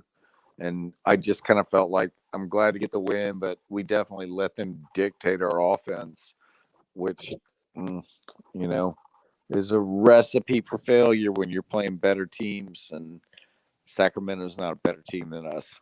Yeah, Luka's comfortable in the post. Play him there down the stretch. Just play him there. Yeah, I mean, I don't know. I think that we need to be more multiple. You know, we need to have different schemes. We don't need to do the same thing over and over and over. I mean, you get better on defense if you see the same thing over and over, and we just kind of play it into their hands, which, you know, is my argument that Jason Kidd doesn't get an extension until we see what he does at the end of the season, because I'm still fearful that he's gonna, you know, put us in a position of where we fail because he like sticks with concepts that aren't necessarily working. I mean, it took like a horrific losing period or streak over 6 games, and, you know, all basically local and national media saying maybe we need to fire Jason Kidd before he was like, oh yeah, one of the first round picks we traded for this center, we're going to play him more than 6 minutes. And so I just don't have a lot of confidence that he's not going to do something like that. And changing the offensive schemes that we run at the end of the game. I mean, we still went back to 5 out with Maxey, and I mean, yep. I Maxey mean, was we great. got some. I think that was for the defensive possession. No, Yeah, Joe's right. Maxey hit some clutch shots, honestly, in this game, and it's like, how do you depend on that every game? In the third quarter, he hit some clutch shots. So, yeah. I actually thought Kidd did a good job today, man. I'll be honest with you guys, because I felt he outcoached the other coach. So to me, that's a win. And I agree with that. I mean, I felt like Kidd did a really good job of coaching timeout to timeout, which, you know, I mean, that's what playoff basketball is in clutch situations, when you're like, you get to a timeout, you run this offense and this defense, and this is the kind of the approach that you have towards the game, and then you get to the next timeout, and then you are completely prepared to change those things based upon, you know, the production that you're getting from the players on the court. So I'm in favor of that he did that. I just don't like that he runs offensive schemes over and over and over whenever it's not necessarily working, you know? So I don't know. That's kind of like a subtle. Well, the thing is, I'll give him this though. It's really not him. It's the players, in that these guys are missing wide open shots. I mean, the scheme's working. It's just you're missing the wide open shots because you're putting guys that we all feel like are not that good, like a Kleba and THJ and those guys. They just seem to choke, right? That's like you're. That's what I'm thinking. You're basically saying it's like you realize like it won't work. These guys are choking. Why do we keep doing this? It's not going to all of a sudden just change magically in the fourth quarter and they're going to hit shots, you know. But that's I think one thing that, you know, to piggyback off what he just said, I think one of the things that annoys me is the hunting for the 3-point shot, regardless of if we get the 3 out. Like the fact that PJ Washington shot like 8 threes before one went in, and he was like barely going in. You know, so if I'm a coach, I'm like, look, man, the three's not there. Like attack off of a defense on tilt. Luka and Kyrie is gonna draw double teams, and is gonna put you in situations that you can take advantage of, especially when you have a smaller guy on you. You can shoot, you can pump fake, you can attack the closeout, do more things other than just shoot threes. I think that's what, you know, as watching this offense, you know, it's like we're breeding almost guys who are incompetent other than shooting. Because if we saw PJ, and I understand it was in Charlotte where the stakes aren't as high because you're losing every game, whatever. You know, he was a lot more looser. He was dribbling, he was shooting, and he was doing all the things he wanted to do. But now that the stakes are high, that he's playing on the team with legitimate aspirations, he's almost kind of like shrunk himself to being like a straight catch and shoot guy, and occasionally drive in. And it's like, dude, like just Take it You to the know, hoop. It's him and take it to DJ, the man. hoop. I don't mind. Yeah. Listen, I don't mind in the beginning. Sure, try your shot. If it hits, Mhm. you know, you made 2 out of 3, 2 out of 4. I'm good with that. Keep shooting, right? But if you're 0 for 4, I think it's time for you to fake that shot when they're rushing to you and just drive. Just Ink it drive. up, yeah. Well, Ink up the No And doubt. go bucket. into a guy. These guys are athletic. Just go in, make a fake, jump into the guy. You'll probably get a call. Who cares if you freaking miss the shot? You're gonna get a call. Put them in trouble and foul trouble well, somehow. he Like, did do that something. for the winning shot with Exum. So Mhm. I mean, he did attack the closeout, but I mean, I think attacking closeouts also generates lobs to the guy in the dunker spot too. Mhm. So that's kind of more what I'd like to see than automatically kicking. I mean, I do want to talk Yeah. about somebody needs to talk to Derek Lively and say, if you get the ball 5 feet from the rim, if you pass the ball out, I'm freaking calling a timeout and pulling your ass out of the game. You got Yeah, to shoot yeah. the ball. Yeah. Yeah. Yeah. I gotta tell you, Because he's a rookie though, man. the funny thing about that, he has quite good touch around the rim. Like I don't understand why he keeps on like adamant on kicking it out to a 3-point shot. It's like, dude, we need buckets. Like stop punting with threes. Shoot the Go ball up. with confidence, man. Be confident. If you're gonna miss, if you make 50% of your shots from 10 feet, then we'll live with that. Mhm. Just yeah. So I just don't think he played with a lot of confidence tonight, and I wasn't really happy to see that. I'm not criticizing his game because I thought the 5 was big for us tonight. I thought Gafford got some big rebounds and some nice things, and I think Lively did some nice Took some things too. But elbows. Now, yeah, Lively is one of the league leaders in field goal percentage around. It's like remind him of that. but Like, he left bro, he left yeah, meat on the bone tonight, which he did. yeah, that's my big thing is that you can't do that. If we're gonna win games, if we're gonna make a run here, you can't leave meat on the bone. And if you fail, we can live with that, but we can't live with you being passive. And I felt Yeah. like he was passive tonight. And I want him, if you get the ball down there, stop shooting layups, go up there and dunk the effing ball. Mhm. So yeah. Or for me, just go up strong. I mean, that's what it is. Because usually it's a smaller guy that's occupying that space It's always a smaller off guy. the blitz. Yeah, and it's just like go up. If you want to take like a dribble, like back down, don't bring it up like straight up, like kind of like protect the ball as you're going up, and then go up and dunk it or get the layup. But you're either going to get fouled or you're going to get buckets. And when it comes to the playoff time, like I understand we want the threes and everything like that, but my philosophy when it comes to basketball is, if you want your score to be going up at a consistent pace, we talk about threes being more valuable. They count more. You can make 2 threes is the equivalent of three shots or whatever, and it stacks up. But like psychologically speaking, man, if you're getting buckets at a consistent level, you're constantly putting pressure on the other team, and you're going to force them to make mistakes if you're getting buckets. And so, I mean, that's one with our bigs. That's what I'm hoping to see this postseason, especially if we play the OKC Thunder. Like those cats are tiny. They're tiny. Like go up. I just hope we stay healthy. That's the main thing before the playoffs.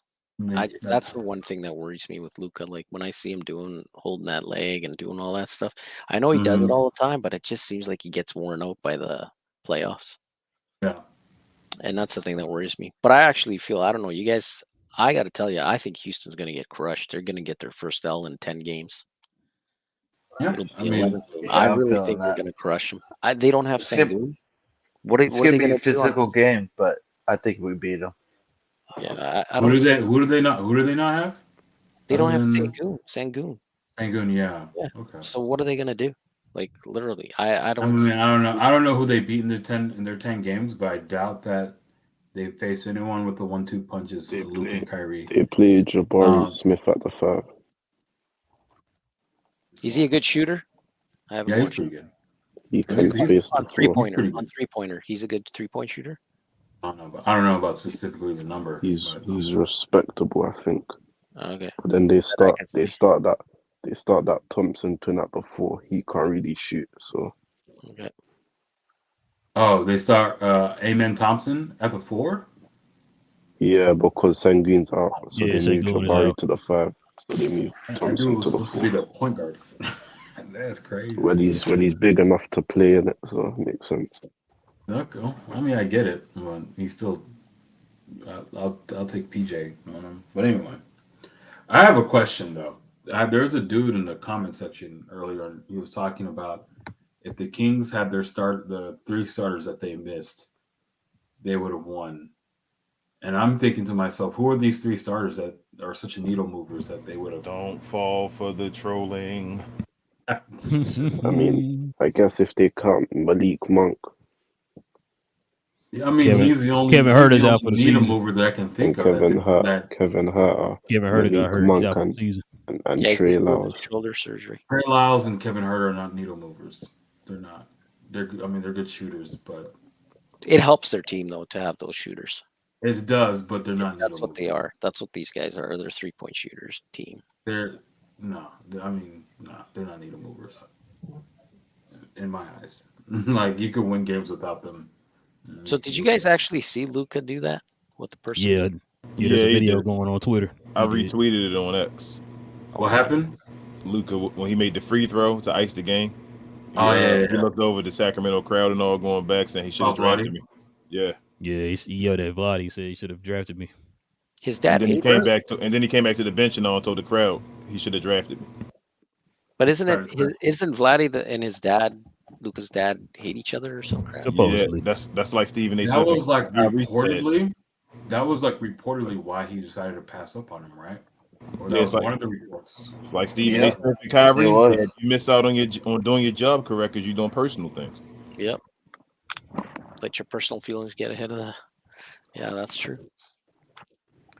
What do you guys think of? Who do you think is going to finish in the bottom 4 in the play-in? In your opinion? I don't know, dude. Let's see real quick as y'all talking. Let me get Sacramento. The 4 teams are there right now. Phoenix's schedule is actually quite tough. I know, but Houston got to play They're still going to be in the play-in though. If we're winning like we're supposed to, then Houston should be losing games, and Golden State should be losing games. So I don't know about the last spot. I think the Lakers, Phoenix, and Sacramento is going to make it, but I'm not sure about Houston and Golden State. So technically, if it stays the way it is now, I think Sacramento will finish 7th. I don't think they're going to stay 8th. Either way, I don't think You think Sacramento beats Phoenix in one game? I actually do because they have no defense. I don't know, man. Dude, I saw them. Who are they going to put against Sabonis? Who are they going to put against KD and Booker? I don't. They're not playing like a team. I watched them tonight. They lost to the Spurs without Wemby. I mean, they just beat the Denver Nuggets. But they lose to other teams too. But they just beat the Denver. That's what I'm saying. And Sacramento just lost us twice, and then lost to the Wizards. I mean, that's why I think Rel's right that this game against Houston is going to be tough because they're trying to knock out Golden State. So basically, we could end up having Golden State against LA. I think LA takes that one. I don't think anybody. I think 7 and 8 is set. I don't think 7 and 8 moves. I think they stay 7 and 8. All right. So then you'll take Phoenix beating them, and then it'll be Sacramento against LA. And I hope Sacramento wins. That'd be hella funny. Golden State. You know what? Lakers. I know Sabonis has been destroying the Lakers. I'm still choosing the Lakers to win that. I would too, because of LeBron I'm still and choosing the Lakers. Yeah. But you never know because Fox has their LeBron, AD, and the fact that the league what? probably wants the Lakers in the. LeBron, AD in the league. LeBron, one AD game in scenario, Yeah, knowing that that they missed the playoffs, they'll definitely find a way to win that game. Yep, Cam. Kyrie did pull up on Stephen A. Smith. That's why Stephen A. Smith changed. He went and talked to him in his face. And When did that happen? don't forget Lakers plus 1 No, that was million during free that was throw during the pandemic differential. stuff, correct? I'm not sure, but I know Stephen A. Smith said when he said the beef was about him and his dad. No, he came back and said me and Kyrie talked after the game and we squashed it. It's okay now. Yeah, I think it was near the end of last season or something like that. Yeah, either the end of last year or early this year. It's crazy. These people have votes too. Like, that's man. insane. Ben Simmons has a vote. That's wild. Or Say Bill what? Simmons, I'm Say sorry. what? Oh, I'm like Ben Simmons. You know what? I wouldn't be surprised Bill if Simmons. I wouldn't be surprised if Lakers finish top 8 because apparently they got an easier schedule like Golden State. They're not too far from Sacramento and Phoenix. I just don't trust the Lakers. They'll lose dumb games too, though. They lost tonight. Yeah, that's what I'm saying. They'll lose dumb games. I don't think like the Lakers gonna win out. The only team that's hot right now is Houston. I don't think the other teams are gonna like win out. They're gonna be like the way they're gonna be. I'll be honest. 4, 5, and 5. Because, like that. Yeah, but you know what? You should take a look at that Houston schedule that they just finished playing. The 10 wins. Yeah, I know. They're trash teams. Yeah, but that's what you're meant to do, though. So, LA messed up by losing tonight. They only 2 away from Houston. And Lakers' schedule is not that bad, actually. They're going to be But Jalen Green's feeling it. I don't know. Yeah, but who has been guarding him though? The Lakers and the Warriors are. We could put a PJ Washington on a. The Lakers and Warriors got the easiest schedules in the conference. Put DJJ on them. We put whoever we want on him. Yeah, you put DJJ on him to start. That's the guy. That's what they're gonna put on him. You can throw PJ on him at times, like if you need to, same way they did today with De'Aaron Fox. But you start off with DJJ. I think we're gonna be. I have a feeling Golden State's not going to make it. It's going to be. I think they're still going to make it. I don't think the Rockets are getting them. I'll be honest. I think we're going to go back to destroying them in the paint. I think the Lakers go step in and make sure the Lakers and Golden State get into at least the play. I'm worried about Golden State, Annie. That's the one. Lakers, as in these last couple of games, I'm thinking we're probably going to split with Golden State these last couple of games. I'm more worried about splitting with Houston than with Golden State. I think we're going to basically take both of the games with Golden State. Here, you guys, I'll tell you this: New Orleans, Boston, Phoenix, Orlando, San Antonio, Phoenix, Portland, Sacramento, Golden State, LA. That ain't so easy. We just got to keep winning. Both the teams have got a hard schedule. Yeah, we got a chance. Well, you got a hard schedule? That was New Orleans, he was saying. Yeah. And I don't think New Orleans or the Clippers have easy schedules. No, I think the our schedule out of the bracket, we've got the easiest out of those 5. Suns, Kings, Clippers have an easy one too, don't they? I don't think we play anybody else that has a better record than us. Wow. Who did the Clippers face? I think they got a little tough stretch coming up now. I thought their last games. Charlotte next, and then Sacramento. Never mind. They got Charlotte, Sacramento, Denver, Utah. Yeah, Denver. They still got a little bit. They got some teams in there. Sacramento, Denver. So, Cleveland, Phoenix, and Denver are going to be playing. Same with Sacramento, so they're not going to be easy games there. And they do drop some stupid games, man. I'll be honest, they haven't been playing good. Sacramento actually might be resting their guys soon. I hope you're wrong, man. I think that they may, depending on what happens, because we just got a 2-game lead against them. So it depends on how they stay there. If they stay in that 7 and there's no way to move up anymore, they may start resting their dudes. Yeah, it's almost better to just rest your guys and wait for the play-in. Yeah, because if you can't catch the Mavericks at that point, or whoever the 6th seed is, then you might just rest your guys if you know you got 7 locked up. So here's a Clippers remaining schedule. Y'all don't think Phoenix can catch them once in that back-to-back series? I hope Phoenix can beat them one time. Gee. I think they would. Phoenix are the type of team to take games they're not supposed to and lose once they're supposed to.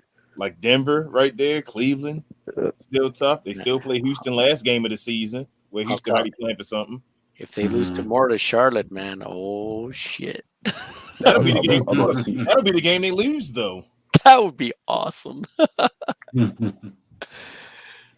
That'd be awesome. And then you get Sacramento next. If anything, I think they'll lose Sacramento.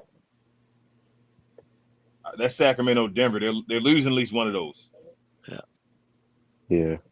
Cleveland's tough for them too because they're a big team. What's the Pelicans schedule, Relle? Yeah, for the see. Because I think My man dropped 61 and lost. How you be dropping 60s and lose, man?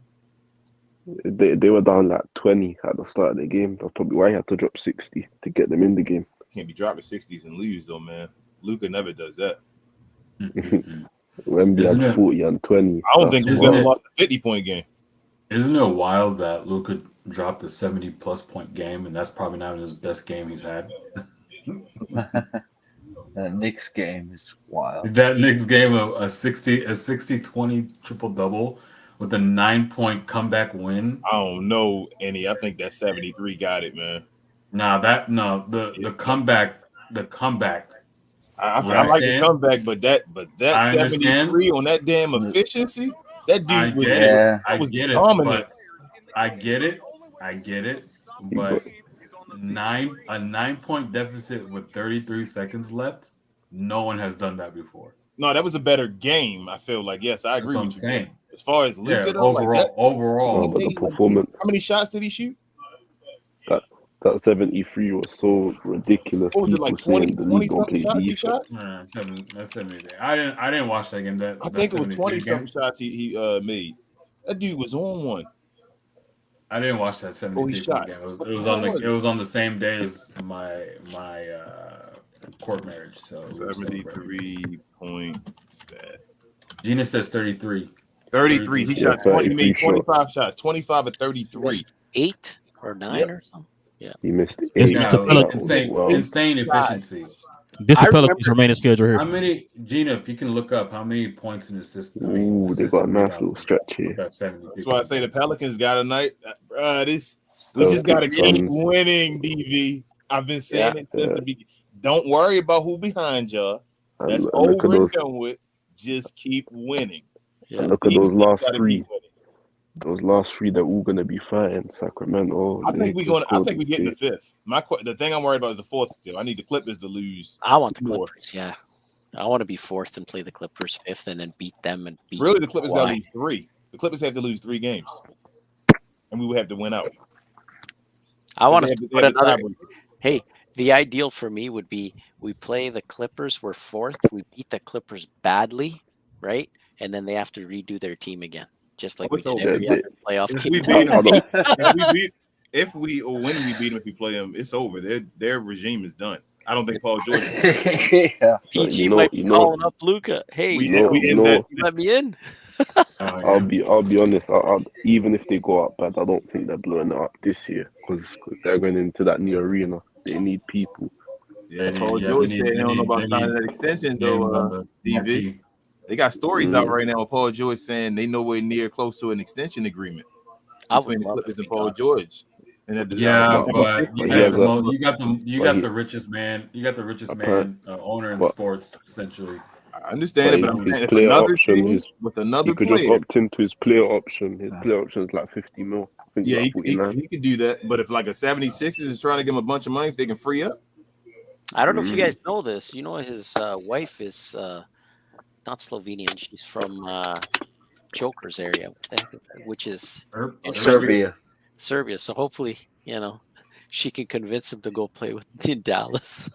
The place is supposedly is Philly. That's the spot that they keep out on. They're saying. Oh yeah. They've got a max contract available. Yeah, they saying watch out for Philadelphia. Yeah, that'd be good. That would be wild if they got Embiid. It would have Embiid would have to stay healthy though. It's still up to Embiid again. I got a hypothetical for y'all's basketball minds here. Let's say we go into the Thunder game to end the season, and we're in the 5th seed, and if we win that game, we go into the 4th seed. Does Luka play? Yes, of course. Yes, because Shea probably won't be playing. Okay. I'm just curious because I feel like it could come down to that, and that would be a wicked game to watch for the end of the season. I'm like I said, as long as we out of that play-in situation, we get a week. I'm fine. That week is gonna be awesome. Oh, we get a week off? Yeah, because the play-in games. Oh, that's perfect. Yeah, play them all out, man. Yeah, that's why I'm just play them and win now. We get a week off. Oh hell yeah! Phew, 1 week, that's good, man. I would, you know I what? hate that week though. I'm not gonna lie. Yeah, when your team's not playing, I hate it, man. You sitting there. Yeah, like, dude. Yeah, I hate it more than the All-Star break. I'm itching for playoff basketball, dude. Man. Plus, you don't know what day you want to play until the play-in is done. Mm-hmm. Yeah. Man, if you're Phoenix and you don't make the playoffs, oh my god, man, that's nasty. You might have to draft another apology letter to the city. No, but what do you do to fix it? Like, you literally are going to lose the other guy, that 3-point shooter. He's going to walk. There's not much you can do. You got to trade Devin Booker, man.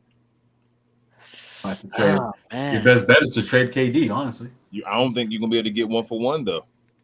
KD's smart, though. He might ask out. Who they going to trade for 1-for-1? Yeah, remember they over the second apron. Oh, shit, you're right. Yeah, over the second apron. Fudge. That's what I'm saying. Is KD worth whatever the contract person going to take on 1-for-1? Yeah, y'all know damn well they're not trading. What's that boy named Bill?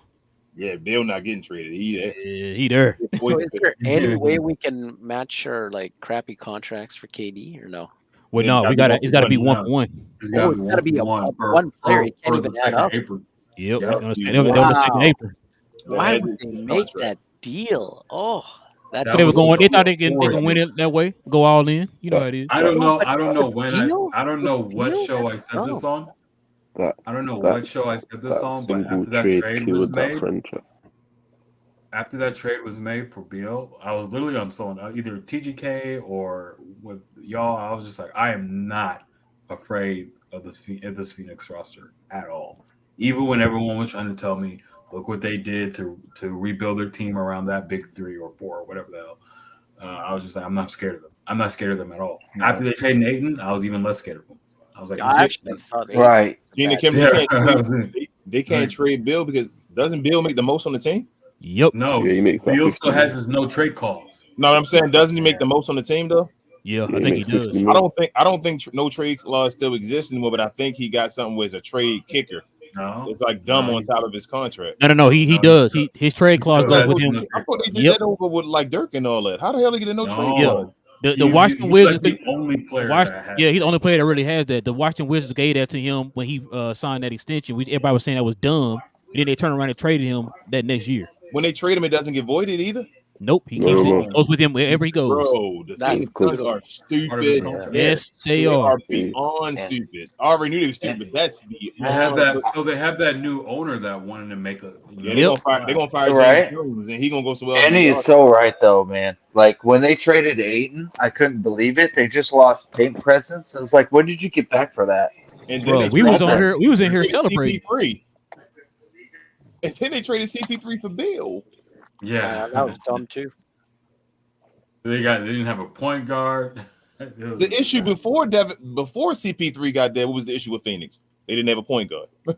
Once Chris Paul got there, they went to the finals, and then building their team like 2K. It's like the Mavericks, man. Where you don't take the center position seriously, they don't take the point guard position seriously. I'll be honest with you guys. I watched that game tonight between Phoenix and OKC, and I could not believe how bad they looked.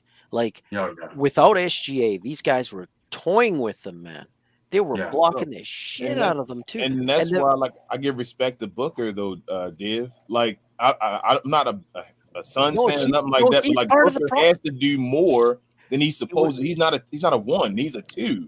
Yeah, but that's changing your whole game up. But what I'm saying to you is, people figured out. Like, look, when we figured him out, right, in the playoffs and made them look horrible, that's how teams play him now. People know the book on him, and now people know the book on KD.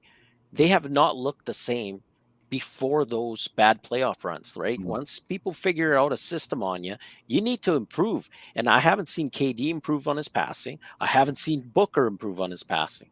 No, Okay. Booker's improved in his passing. Oh man, that I don't believe it. He has, man. When you double him, he doesn't have shit, man. Oh, but he's not a great playmaker. I'm just saying. That's what I'm saying. That's what I'm saying. Like they just there's don't a have difference. that. There's a difference between you being a great playmaker and you being a better passer. Like yeah, he's still a 2. Yeah, he's still a 2. He's a better passer, but he should not be operating your offense. Yeah, that's two different things. That's what they're relying on, and to me, and that's why I said I respect him. And that's why they're feeling like King said. Remember, they went out and got Chris Paul because of the point guard problem. Mm-hmm.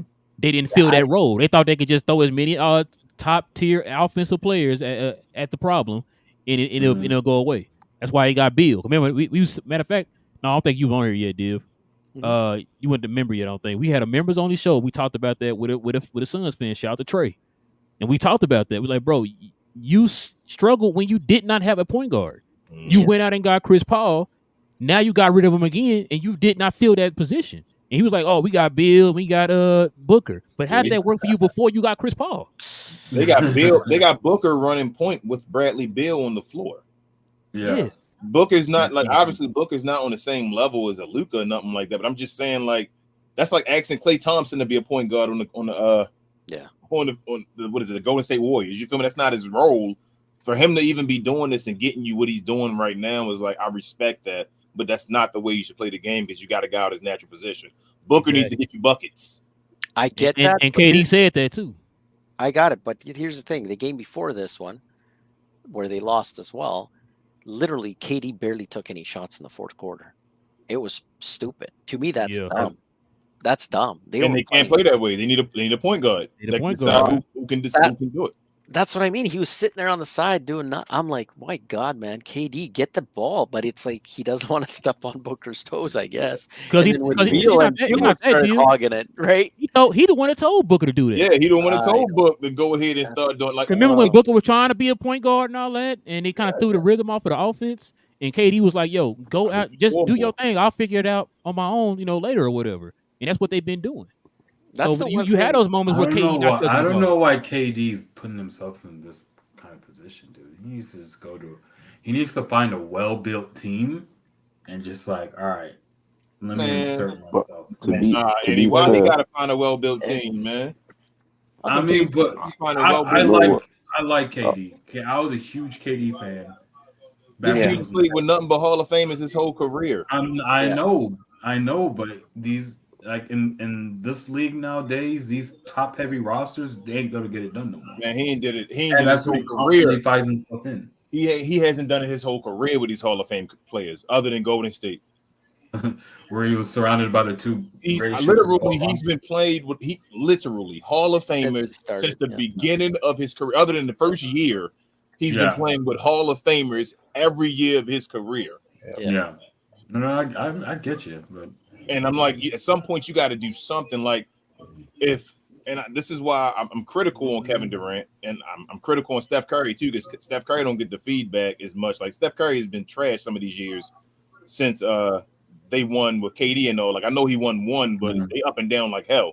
Like they'll be in the play-in one year, miss the play-in, miss the playoffs, win a championship, in the play-in again, and all that. Like they're up and down, and Steph doesn't get the flack for that. He always gets, it's an excuse for Steph Curry. I hate that as well. They're considering him. They were trying to put him in the GOAT conversation when he. And I'm like, hell no, he's not in the way. Can't do that. But then like, KD, on the other hand, if he didn't go to Golden State, what's his career? I mean, is KD better than Charles Barkley if he didn't go to Golden State? No, because KD plays KD's game. He doesn't adjust. That's what I'm saying. Like, well, I'm talking from the perspective of, let's say I'm KD's advisor. I'm for the greatest outcome that he can possibly have for his career, right? That I definitely wouldn't advise him to go to the Warriors because I was like, bro, it's not going to end well. It's not going to end well. You're going to win championships and you're going to regret it. Like, see, and this is where I disagree. But he wanted to win. He wanted to be that dude, though. KD literally saying, "I'm in the GOAT conversation. I should be there. My leadership is good." Nah, you got you hold on. You don't take what these people say. You assess how they act, right? The fact that you're like, okay, look at Michael Jordan. Michael Jordan hardly talks about himself being a GOAT. He doesn't refer to himself as a GOAT. LeBron James refers to himself. I've heard LeBron James. That right there is where I believe I became the greatest player of all time. Yes. People who respect me. KD was saying he needs to, you should be considered one of the greatest of all time. Those people, they feel like that because they think that, because I won rings and I've done what I've done. Like, no, you're not going to consider yourself the greatest. Like, people who are great, it's kind of like that thing where they say people who are alphas don't announce that they're alphas. Yes. People who are goats don't announce that they're goats. Braun is a different beast, though. Braun is chasing Jordan's ghosts. Yeah, I get it. I get it. KD's chasing Braun's ghosts. I get it, but if I'm advising KD and I'm saying, I'm looking out for your best interests, and I'm not going to be emotional about the decisions that you're going to make, I would have said, do not go to Golden State. Do not. Annie, I disagree. I'll tell you why. Okay. In my opinion, if I can control the narrative in a way. He goes to Golden State. He wins the MVP back-to-back, right? Wins 2 chips, right? Mm-hmm. And then he leaves. To me, the advice should have been stay there. Win another one, right? Nah. Win a couple more. Now, all of a sudden, you got the same amount as LeBron. You got 4. You beat him repeatedly. Here's the key. Now they can't. You have an argument against LeBron now, right? But Div, let me ask you though. Right. If you ask anybody, it doesn't matter. When KD was on the Warriors, right, whose team was that? No one would say KD. It doesn't, because he can easily go on a TV show or whatever. People can go and defend him. He can pay guys to defend him, and they have an argument. They'll say, "What did Golden State do when they couldn't beat LeBron?" I can't believe I'm saying it. Give is saying, would you rather now go with your career as it is right now, Kevin Durant, or would you rather have 4 rings in the Kevin Durant with Golden State or whatever, dealing with maybe it's Steph Curry's team, but you still Kevin Durant with 4 rings? And now it's even worse because he left, and now maybe 3 finals MVP or something like that. And then Steph finally won one with that team without without KD. 3 finals because of conversation. Right. 3 finals MVPs would have been a great conversation. There's only a few people with 3 finals MVPs and more. Yeah, but because of people will put it in the context though. Like, come on, man. They do now though. That's the only thing we're saying though. And they do it now with he went to Brooklyn with then Kyrie and James Harden. It wouldn't have mattered. They should have been the favorite to win it all. It would have mattered because either because we're not going to deny that was Steph's team. We're not going to deny the fact that there were a 73-win team before Kevin Durant even got there. So it was always going to be solidified. He was a possible better team on paper. And I feel like what Div is saying is if you're chasing legacy. Right. Yeah, he went to an even what was better the best choice for the legacy? Yeah, if I'm his advisor, I'm telling you, sit your ass down in Golden State till we get bad. They should have told him here number 2. His advisor should have said, "Bro, you the ultimate number 2. Coming right here and you can win Finals MVPs and all. Why are you worried? You can win. Hold on. Listen to what you said, Annie. You said we all know it was Steph Curry's team. If it's Steph Curry's team, what that mean KD is?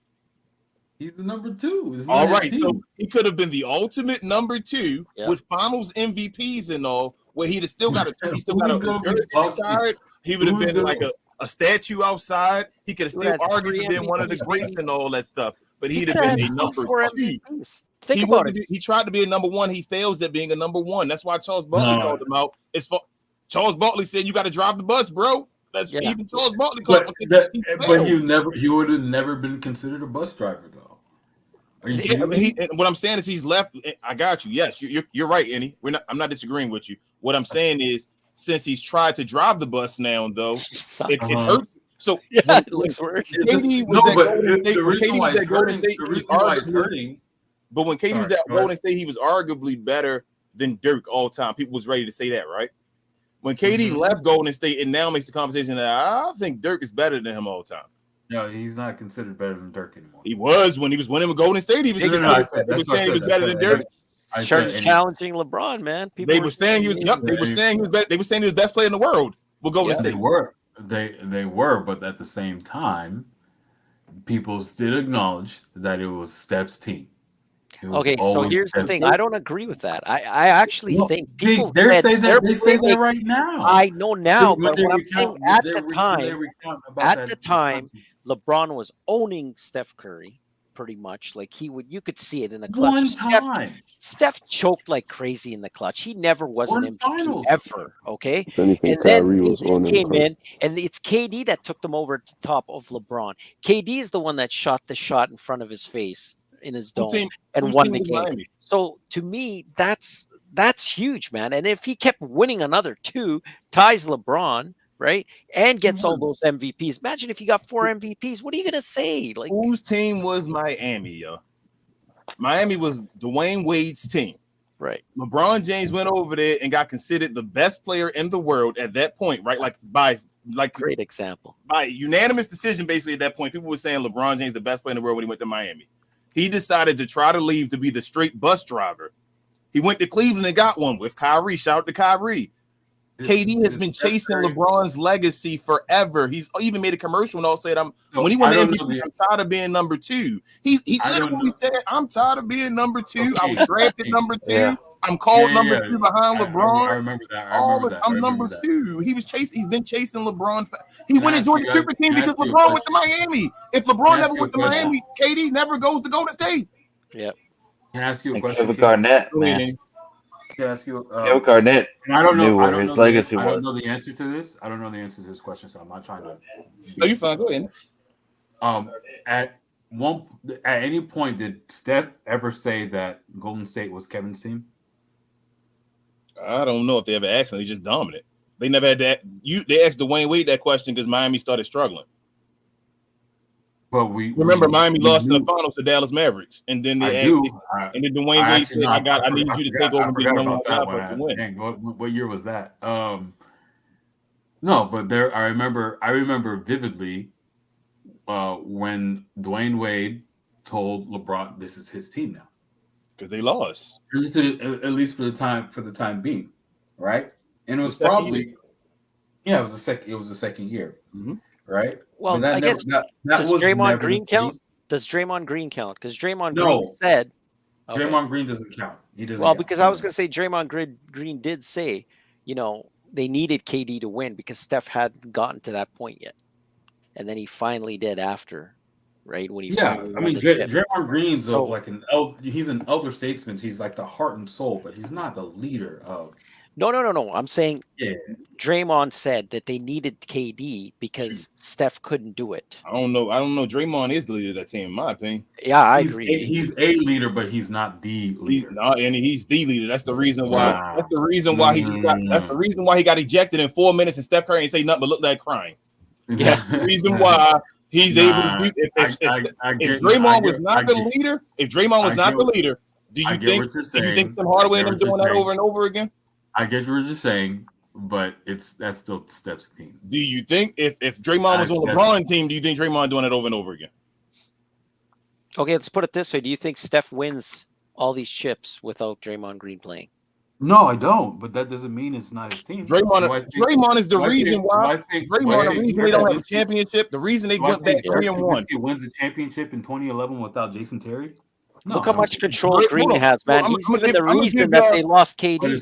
I'm gonna give y'all reasons why Draymond is the leader, because no other player will be able to do this. No other player, none. No. They came back from a 3-1 deficit because Draymond Green got what? Suspended.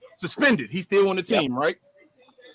They had Kevin Durant and arguably the greatest team of all time. That guy decided to leave because of what? Draymond Green. Draymond Green. They traded that guy. He left because he knew it was never his nice. No. He picked Draymond Green. No. They were even on the same show where Kevin Durant was talking to Draymond Green and said it was your fault that what you said and all that stuff. You don't do it to grown men. Yeah. Kevin Durant said that. That's 2. Third. Are you talking about the interview that Kevin Durant did with Draymond Green? Yes.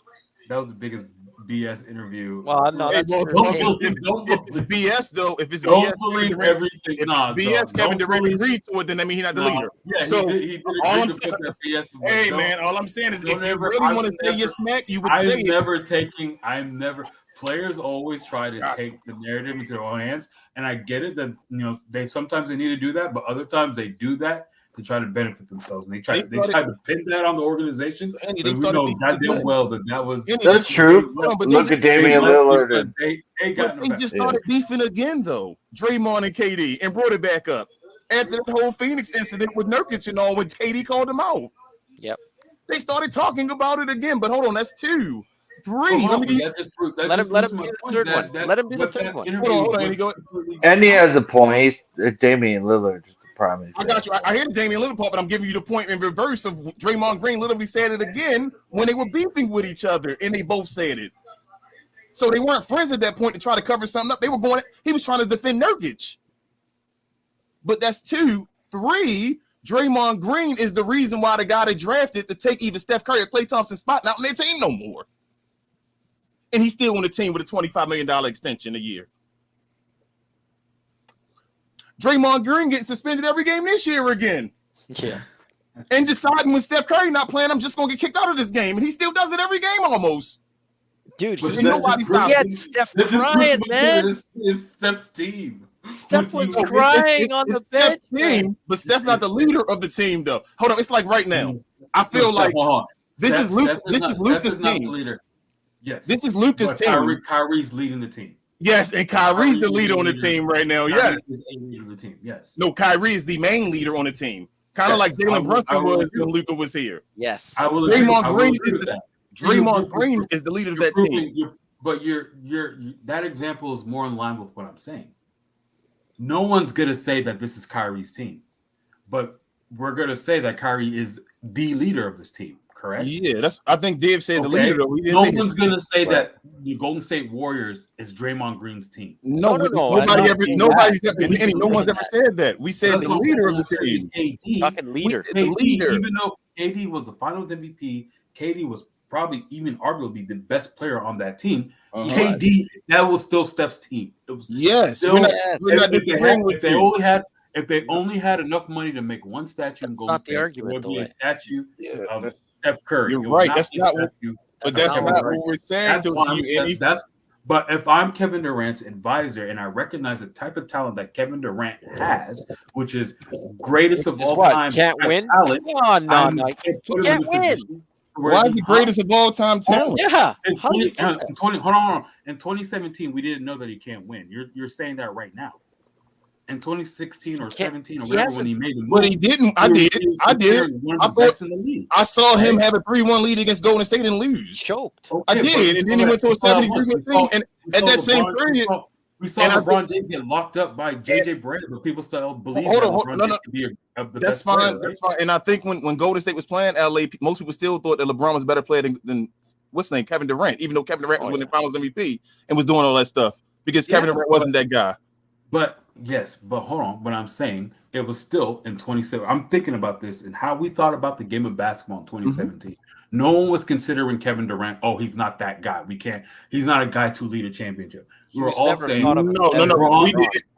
We did. We did. Thought he was that guy because we thought LeBron James is number one. I believe I'm gonna tell you when that season happened, they had just lost. They was up 3-1. Russell Westbrook and Kevin Durant were choking in those games. They lost that game, and then hold on. The Golden State Warriors had won 73, and Steph Curry had a unanimous MVP. As soon as Kevin Durant went over there, that didn't prove anything for Kevin Durant. Most people still hold them as asterisks on his career right now because of him choosing to go to Golden State. He hasn't proven anything yet.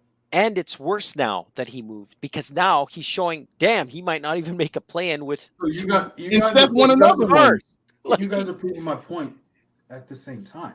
But Steph won another one. What we're saying is if you advise him, you saying we're advising him based off of the hindsight. And before then, I didn't think KD was at that point yet. KD was showing stuff that he was.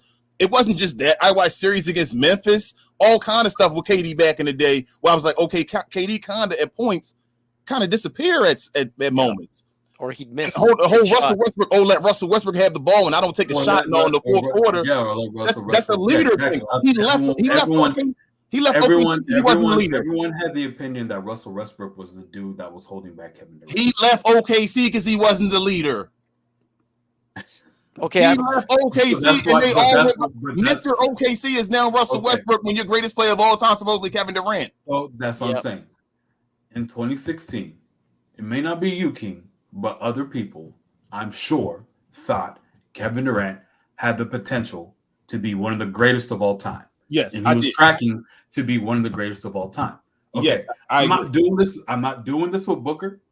I am not doing this with a lot of people, but with guys like Luka, with guys that come in Wemby, guys that are coming in the league that have greatest of all time potential.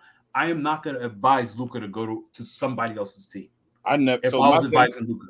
yes, and I agree with you, Andy. My thing is just that I never thought KD was that dude, though. I never thought KD was better than LeBron. Yeah, I never thought. I was watching the game. Yeah, we will fundamentally disagree. But That's what I never thought. But his playmaking, as Div says now, I've always seen and always called out on Kevin Durant's playmaking being the issue that he's just a scorer, a straight scorer. He's never been a great defender. LeBron was always better than him. He's never made an all-defense team. What I saw against Boston was a guy that was lost. Dude couldn't even dribble the ball. He'd get lost so bad. Like, it was really bad watching him play against Boston that year. I was talking shocked. about 2 years ago. I think so. Yeah. Were they the only team that got swept in the first round? Well, hold on. Yes. I'm saying to you, what I'm saying to you is, like, I'm watching them play, and he's like, he didn't know how to adapt to the double team at all. He was horrendous. Okay. And that to me shows what King talks about. And I agree with King on this as well, is that a superstar has to be able to pass. You got to be able to read the play. And that's where I see guys like him, Booker, I see like KD, right? I see guys like that in the same level, right? So to me, when I look at LeBron can drop 15 points and dominate, right? Yeah, that's what I'm trying to say, right? Like, and Steph Curry, the reason I think he's great, but I think he needs players around him to succeed. Or else he can't. Like, he cannot dominate a game like a LeBron can with bums, or a Luka with bums. Do you know what I mean? Because you double him, he can't pass. He's too short. Like, and I don't see him as a good clutch guy, because that's what teams will do when they double him. I mean, if you leave him open, he'll clutch that shit because he's a great 3-point shooter, right? You got to do more than one thing, Div. Yeah. To be those guys, you got to do more. Even Kawhi. Kawhi was dominant on two things. You're like 100% correct, Div. Hey, Annie, go ahead and get your point in real quick. We're going to end the show. Okay. Get your last point in. No, I don't think I have. I can't do that. Come on, finish it. Okay, so no, I 100% agree with Div. I think where we disagree is how we see these players. So if I see, based on how Kevin Durant in 2016-17, before he made that move, I thought of him as a potential greatest of all time. Ooh. But now that we've seen what his career is like, not so much. He's not a dude that can possibly do it anymore. But I didn't believe that until I had all the data points, right? If I'm advising him, I'm advising him off of what I believed, what he can be. And I want to put him in the best position to be all he could be. So I wouldn't have said go to Golden State, because I knew, because at that same time, mind you, Steph was already making moves in Golden State. Yep. He was already that guy. They were already won 73 games. They have already made it to the finals. Yes, they lost. They were a game away from winning it all. But that's more the reason why, no, don't join that team, because people are not going to give you the credit that you deserve. You are right about that. He should have went to DC. He should have went to DC. I think he made a mistake. I think he even made a mistake going to Brooklyn. I think he should have went to the Knicks. I think he should have went home. I think he should have went to DC, went home, and been the guy to change their organization. That's if he really wanted to do something, change DC around, since he's from PG or whatever. I got you. Went. That's why I thought he was going to go there and change that whole. And Bradley would have still been there at that point, and they could have got better players. If we're going with the timeline that actually happened, so we're moving the timeline back to whatever the offseason where he went to Brooklyn, I would advise him, don't go to Brooklyn, go to New York. If you can be that player to change New York, the Knicks, that would do way more for your legacy than look what Jalen Brunson's doing. Jalen Brunson, New York would have bigger name. New York would have killed him though, Annie. Yeah. Or if you fail, you get killed. Jalen Brunson is okay doing that, because Jalen Brunson is a guy that's like an underdog that's overachieving in a way. KD, if he'd have went there and couldn't have been the bus driver, he'd have been destroyed. If he'd have went to Washington, there wouldn't have been as much expectations because he just had to. If he'd got one, it'd have been like, man, like, bro, you got to. Even if you got close, I would have tried because I'm going off of I'm moving the timeline back to. So yes, you can say I'm moving the goalpost a little bit. No, you aren't. Now this is post the 2 championship rings, where it's like, okay, you didn't get the credit that you deserve because you hopped on a team that was already primed for a championship, and you just essentially rode the coattails. Let's hear me out, KD. Let's bring the Knicks back. Let's make them relevant again. Oh, but the media is F the media. We know that the media is tough. Just prepare yourself for it, but try to be that person to bring them back. Then a couple of years went by, and we figured out that he's just not that guy. And then go to the Suns and try to make a super team in the Suns, and still end up in the play-in. So whatever. So. All right, guys. It is what it is, but I think what everybody is saying is old dogs don't learn new tricks unless you're Kyrie Irving, who comes to a new team and makes him a contender. I know Larry ain't talking about. Larry, I'm sorry. But yeah, you done it late. Go ahead, bro. I'm sorry. Finish. Yeah, I've been trying to cut it, but I've been on one. I'm gonna put y'all back. I'm gonna put y'all backstage, man, so we can go ahead and end this show, man, because it's getting late and I gotta get up early. All right, man. All right, let's see. I can get the camera back on. Oh, you got that in the way as well. Okay. Don't blame it on me. Yeah. All right, man. Listen. We definitely appreciate y'all, man, joining us here for another episode of Members Only, man. Listen, if you guys want to become a member of the channel, you want to join the guys up here, I think I've seen some people asking how to become a member. It's very, very simple. Just hit that join button right there next to the subscribe button, y'all, if you want to become a member of the channel. If you have a iPhone, I believe you have to go through Safari and go to the YouTube desktop. And then go to our channel and then hit join that way. But if you're on your computer, a tablet, or on your smartphone, then you can just click that join button I just showed you right there on the screen. So that's how you become a member of the channel, guys. Also, too, if you guys, well, hold on, let me see. I know we got something new here, right? Oh yeah, we get to do this now. So I'm gonna show y'all a couple promos here first, guys, and then we'll get ready in this show.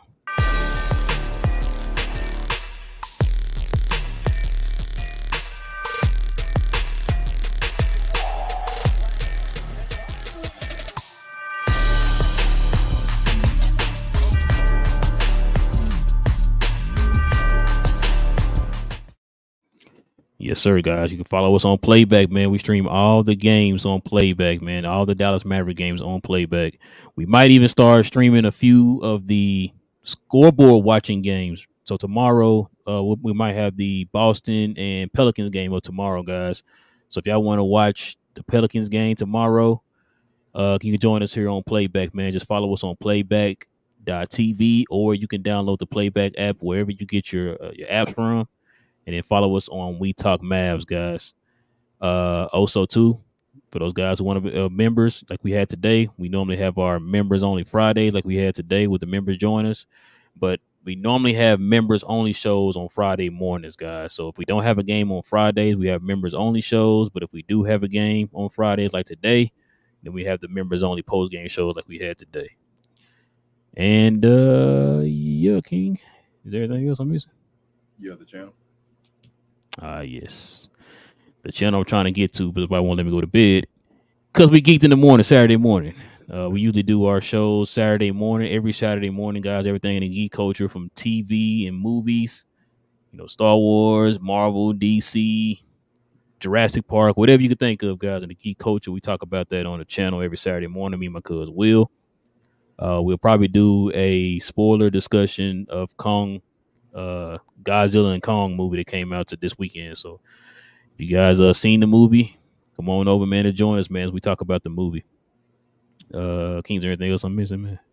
Share, and more share, guys. A like is an equivalent of a share. We're growing everywhere, on our way to our, 4th goal 3K. The fourth 1, 2, 3. I think it is fourth.